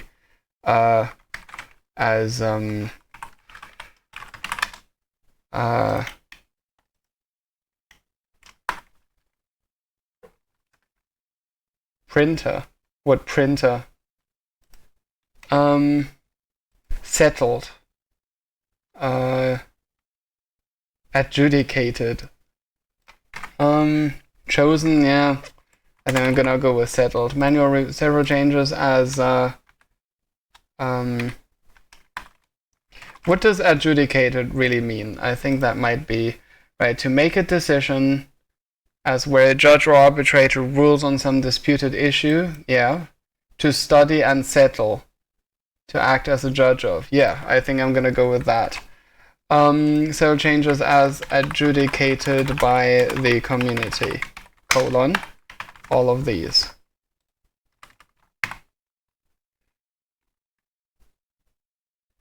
Alright, there we go, let's submit that. And then obviously here, we're gonna submit the changes in the Souvenir thing. Right, so obviously it hurts a bit to see the perspective pegs sprites go, but then we win the Simon Speaks sprites, so that's cool. Alright, so let's see that. Yep, that is fine. And then that.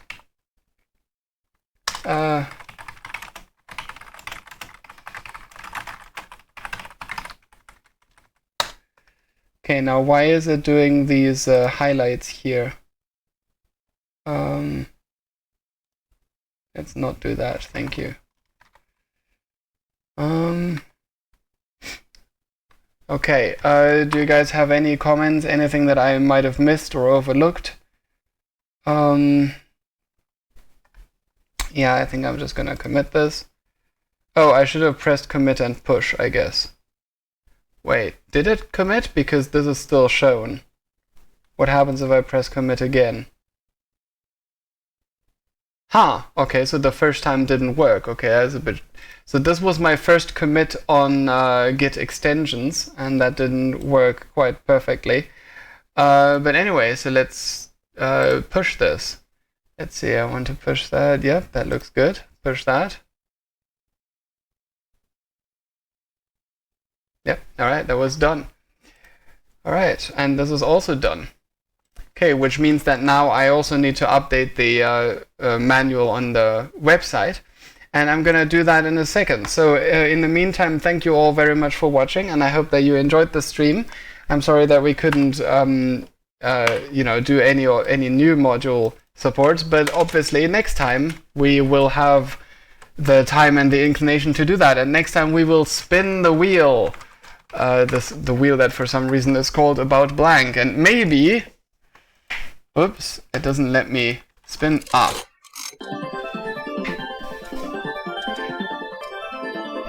And maybe next time we will take a look at the C rule or the cruel rule, or maybe some other module, because we'll be spinning the wheel again, so it doesn't actually matter.